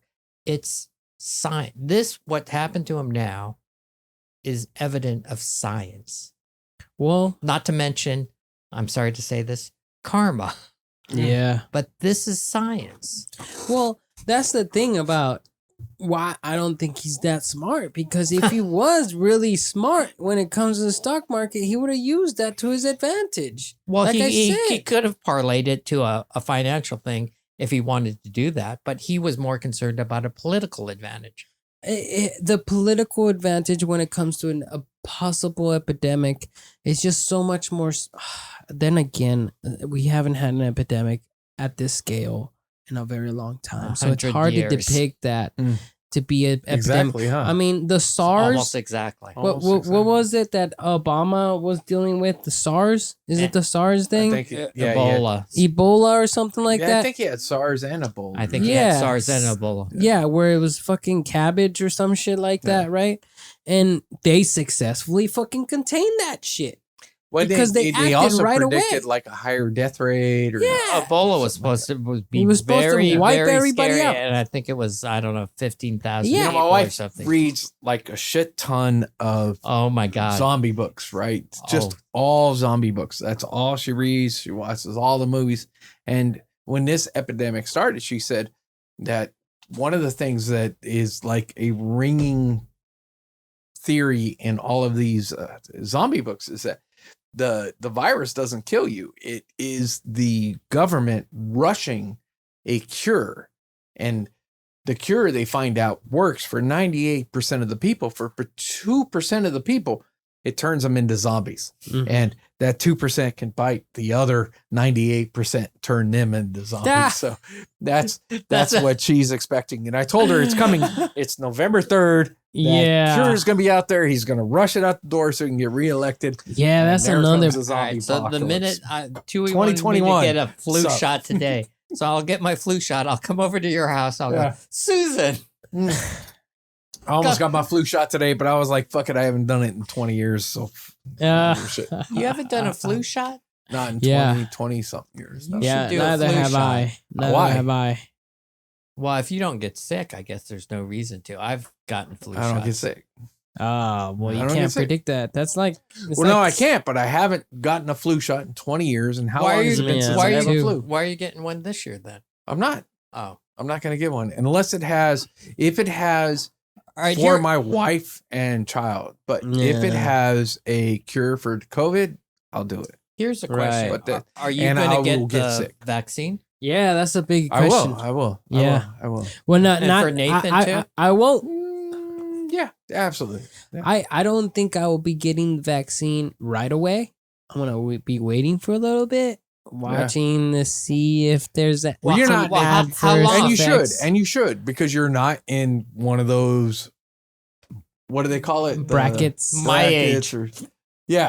Our age. Yeah, Right. You're not in a group of people that needs to be concerned. Right.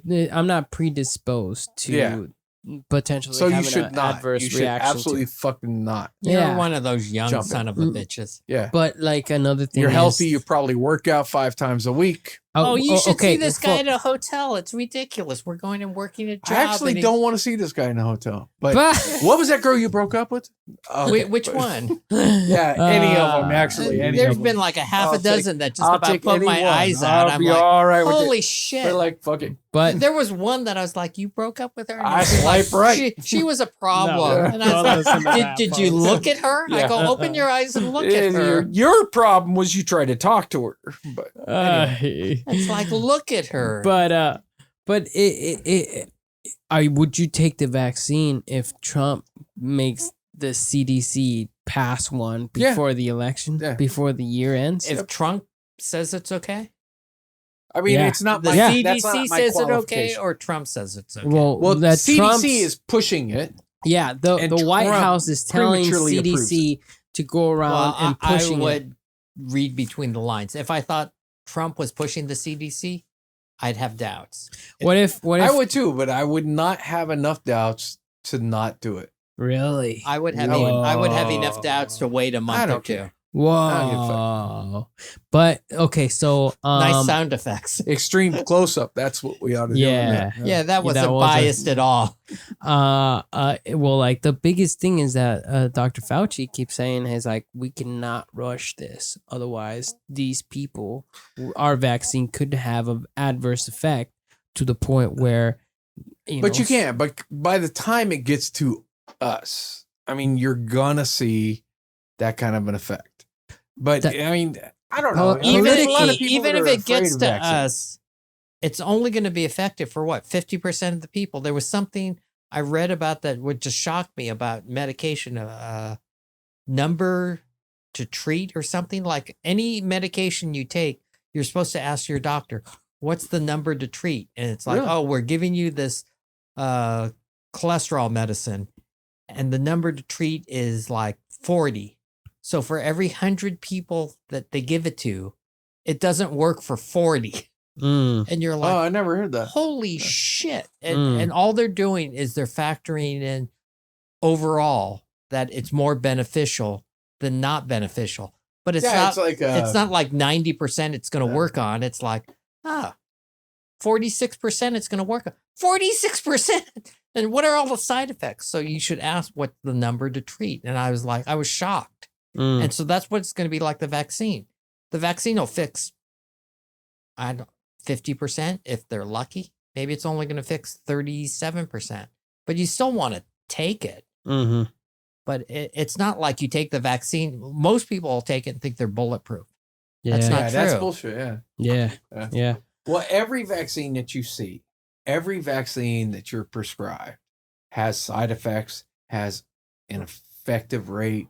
I mean, every one of them, right? I mean, everything you see on late night TV, you're looking, I get psoriasis. I get like fucking ashy elbows and shit like that. Yeah. And there's all kinds of shit. Yeah. Well, like that's You got to make your choice. That's the misconception that most people have about vaccines. They think that you take it, it's like taking a Tylenol or something. It's like not gonna have any adverse effects. I don't think it's not how it works. The vaccine is actually a mild version of the actual virus Disease, that your body is supposed to combat and know how to deal with, So it gives and it then like a builds little the bit. antibodies to fight it off once it actually That's why gets when you take a rampant flu shot, res- you feel like shit for a day. It's like Well, they and actually gave you that's the a good flu. point. Is that there is no cure for the flu. There's no cure for the common cold. And COVID is a form of the flu. I mean, COVID is a generic term for a flu virus. Yeah, in the So future, there's in no 2 or cure for 3 that. years, it won't even be called COVID-19. It'll just be called the flu. Yeah, exactly. And we don't have a cure for that. We have a vaccine that can help your body battle it. Yeah. And that's all they're looking for. I mean, when you look at it what is the last disease or mal thing that's happened to a human body that the medical industry has cured? Mm-hmm. What is the last thing they cured? Anybody have any guesses? Polio. I mean, we're talking like Smallpox? 50s, 60s. Yeah, you're talking 50s, 60s. I mean, you think about the medical advances that have happened in the last 100 years or last 50 years until the 70s, right? I mean, how much have we cured in the last 50 years? Mm-hmm. And I hear some of the... I can't think of anything. Not a damn thing. And you think the advancements, all the medical things, all the fucking computers and all that shit, we can't. No, because you know what it is? It's more profitable to treat. AIDS, you treat it. I mean, that fucker was making never like thought of $30,000 from person every month. But that's exactly it. I mean, it is more profitable to treat something. It is not profitable to cure something. I never thought of that. Yeah. What happens? They cure. What happens? They find an fucking apple on a tree, cures fucking everything. Yeah. I mean, that fucking tree's getting chopped down. It's that's getting buried. Very interesting because I've never thought of it that way. That's what happened to cannabis, really. You know, like cannabis. You can grow in your fucking backyard. Yeah, was battling with medical science. Yeah. Nobody's making. And not only is cannabis good for illnesses in terms of arthritis and osteoporosis and all this other stuff, but hemp, the leaf, the plant of cannabis is called hemp, and that stuff is super strong. Apparently, you can make bricks out of that shit that are like 10 times stronger than actual brick, and all these incredible things. Like I like can smoke burn a brick. I don't smoke, but well, you can mix it with this other stuff. Anyways, it was incredibly profitable when they discovered it. But the guy that was running it, Roundhouse Wolves, I don't remember his name, but he was running name Roundhouse Wolves, something like that. Yeah. I got it all wrong. I'm sorry. But he had a paper company, and hemp was the new paper because you needed less to do it and easier to make it. About that. Yeah. And he was like, what the fuck? This hemp shit is about to take my business away. Fuck that shit. I'm going to start printing shit, propaganda basically, that says hemp is bullshit and it's just making our society. Is that how that shit happened? Yeah. Oh no shit. Yeah. So and that's how they made it a statutory or the statutory a number one drug, right? Like a it's right next to fucking heroin and shit. Schedule. Yeah. Schedule 1 drug. Yeah. Where that's where works. the bullshit comes up in politics and lobbyists and all that shit. Exactly. There's so much stuff like Coca-Cola and fucking cocaine and shit. Exactly. And then there's like and that was bad, by the way. That was bad. Yeah. And then there's a product obsolescence. Have you heard of that? Nope. A product's obsolescence is making products that will eventually planned obsolescence. Planned obsolescence. God damn it. Yeah.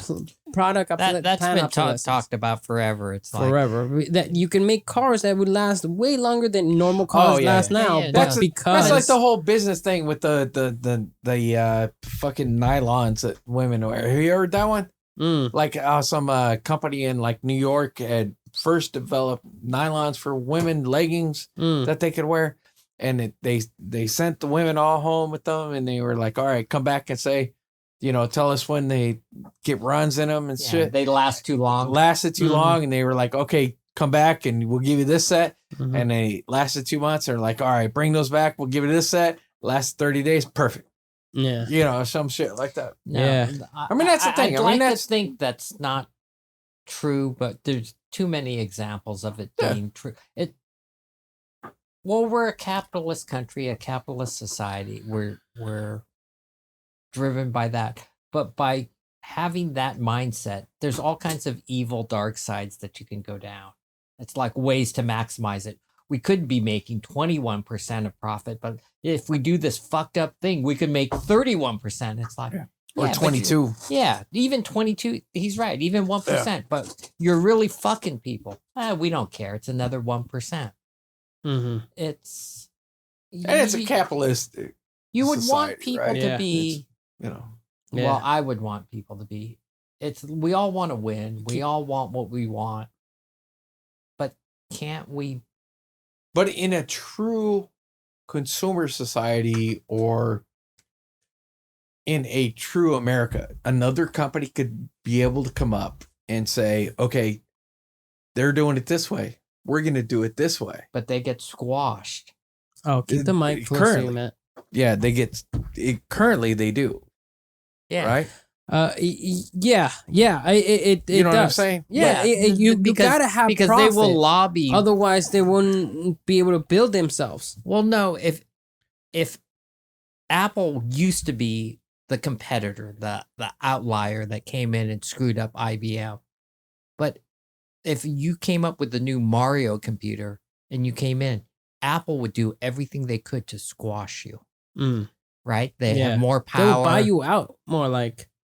Not until you got to such a point that you were a huge problem. Well, yeah. But before that, they would just try to legislate you or squash you out, use regulations and laws and whatever else they would use. Mm-hmm. But it's not fair competition. Mm-hmm. You know what? We are on 4 hours. Yeah. Are you kidding?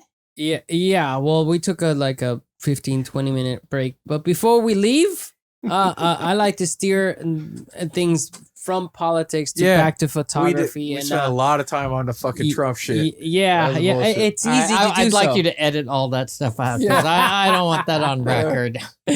But let me steer this back to photography, and let's just close it with this question. What would you guys, now that you've had this many years of experience doing photography, what would your advice be to new photographers coming into the industry and trying to build up a name for themselves? What kind of recommendations would you give to them? Or what would you recommend to yourself 20, 30 years ago, Oh, that's a good one. Because this is your profession. This is what you've learned over the time of putting yourself into this industry. Me personally? Yeah, go ahead. It's all about like what drives you and when you're like approaching a subject, what invigorates you, what comes up inside and like tells you, I want to go photograph that. One of the things, that I really get into is something that's not necessarily conventional. It's a little bit abnormal. A lot of times that means going out in the middle of the desert. Sometimes it means going to 3 a.m. in the morning and photographing something, whether it be a building or just a street light. I don't know what it is, but it's something that's unique and personal and kind of quiet. And that's kind of a weird way to put it, but it's kind of a interpersonal kind of a thing. And there's a lot of downplaying with like wedding photography and stuff like that. But I think wedding photography is fantastic because it involves all of your different skills, everything that you've learned, and you're kind of like putting it all together, and you have to move fast. So your brain has to work really hard. So I think that's, stuff that's challenging, that pushes you, and that is rewarding. I think that wraps it up right there in 3 words. You could edit all of that shit out I said in the front. Of course, that's great. Just right there. That's great. No, that's great. Matt. What was the question? What would your advice? What be your shit? What is your advice to new photographers stepping into the industry right now? What would you give advice to them? Or if you could go back in time and give advice to yourself back when you first got started? Well, what Jim said is pretty much spot on. a lot of it is cliched. Like I've given some talks at one of my clients. They have photo workshops, your passion and don't give up and whatever. But I've kind of said things which probably doesn't help too much. When people have asked me if I could do it, anyone could do it. I consider myself more or less an idiot. In short. Yeah. And I'm losing my hair. Yeah. Well, he's losing more. Yeah. Now it's starting on my back. I'm not getting.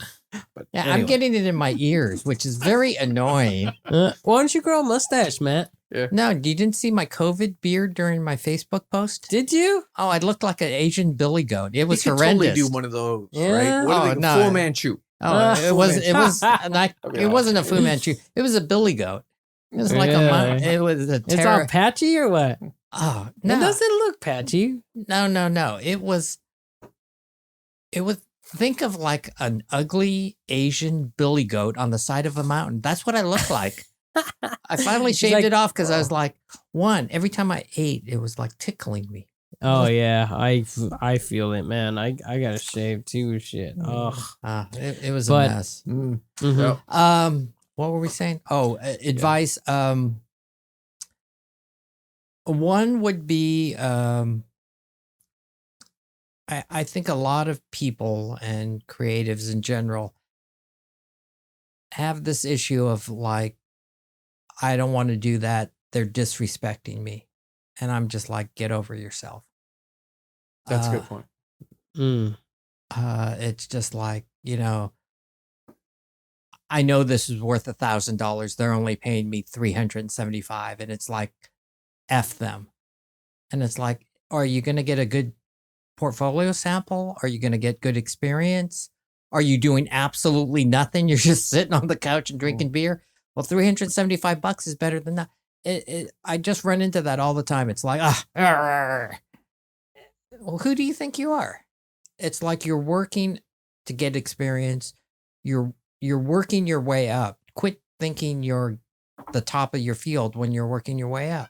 Mm. It's like, just suck it up. And to not dismiss you. Are they abusing you? Absolutely. They're absolutely asking you to grab your ankles and just abusing you. But they're in the position of power. So you just like, thank you, sir. Can I have another? That's one.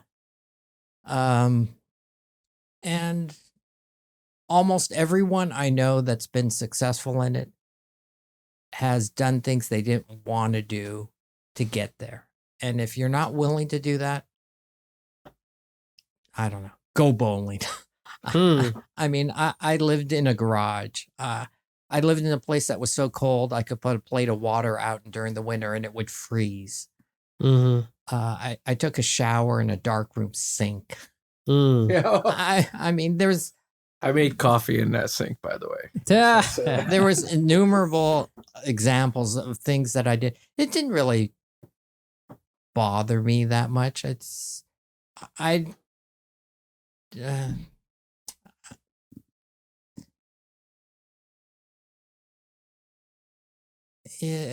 of it's not like I did it because I was chasing a dream or I don't think it's that hard. Let me put it that way. I don't think it's that hard. If that's what you want to do, just do it. Mm-hmm. The way that it gets hard is you start to feel bitter. My friends are going to Tahoe. I can't go. Well, can you afford to go to Big Bear? Okay, good enough. Quit comparing yourself to other people. It's not that hard. Yeah. Yeah. You can call me. You know, one of the things he mentioned is that setting a value on yourself. And I think that's something that a lot of photographers don't do very well. It's when you provide a service, whether you were a professional or whether you're just starting out. I mean, there's a certain amount of value to your time. Mm-hmm. And if you sit there and tell people, okay, I'll photograph this and I'll do it for $50, you have set a value on your name and your work.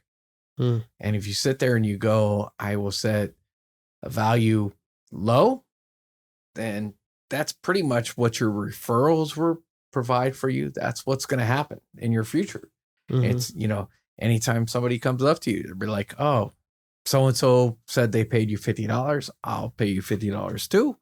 And you tell them, no, that was just like a thing, my real price is $300. And they're going to be like, wow, $50 now it's $300. I'll pass. I'm going to look for somebody else, regardless if you're good or not. That's going to happen. And you have to be able to tell yourself that if you're going to work for somebody and they want to give you less than what you value yourself at, I mean, be willing to say, you know what, I'm going to do this for free. I am not going to charge you my normal $500 rate. I'm going to give it to you for free so that you can see what my value is. And then you can sit there and say, you know what, I didn't charge you at all. I didn't place a value on myself at all, but my value is $500. And you know what I'm saying? I mean, that didn't come out right at all. No, that I probably didn't verbalize it. He did it exactly. It's hard to say. It's hard to put. There's times where you're going to feel abused, but when Jim was telling that anecdote or whatever, there are times that I've worked for free where the benefit was exposure. There was something I did for the magazine, right? You know which magazine I'm talking about. Yeah. I shot for them for like a couple of years for free. I got parking tickets of $50 when I go and shoot these assignments. I was getting nothing. And then it cost you. Yeah. And then I'm going out and buying my assistant, beers and whatever. So the whole thing was costing me, but that led to so many jobs in that city. You have to look beyond. You got to look at the big picture. You can't just look on the thing. It's like, oh, that one job. I see too many people. It's just like, no, I'm not doing it for that. It's like, have you ever shot the space shuttle before? No. Well, maybe that's a benefit for your portfolio. Maybe that's worth doing it for zero. I don't get frustrated, but I get mystified with people that are just like, yeah. And I'm like, it's the difference of what you charge and how you place your value on yourself. And it's hard. I don't place enough value on myself. Everyone said that, but I have a problem with that's my own issue. That's a whole nother podcast.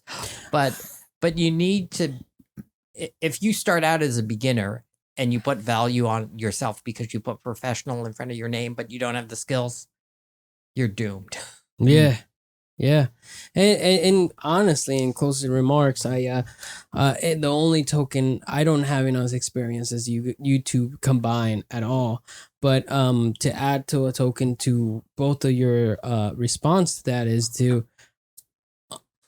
under promise and over deliver.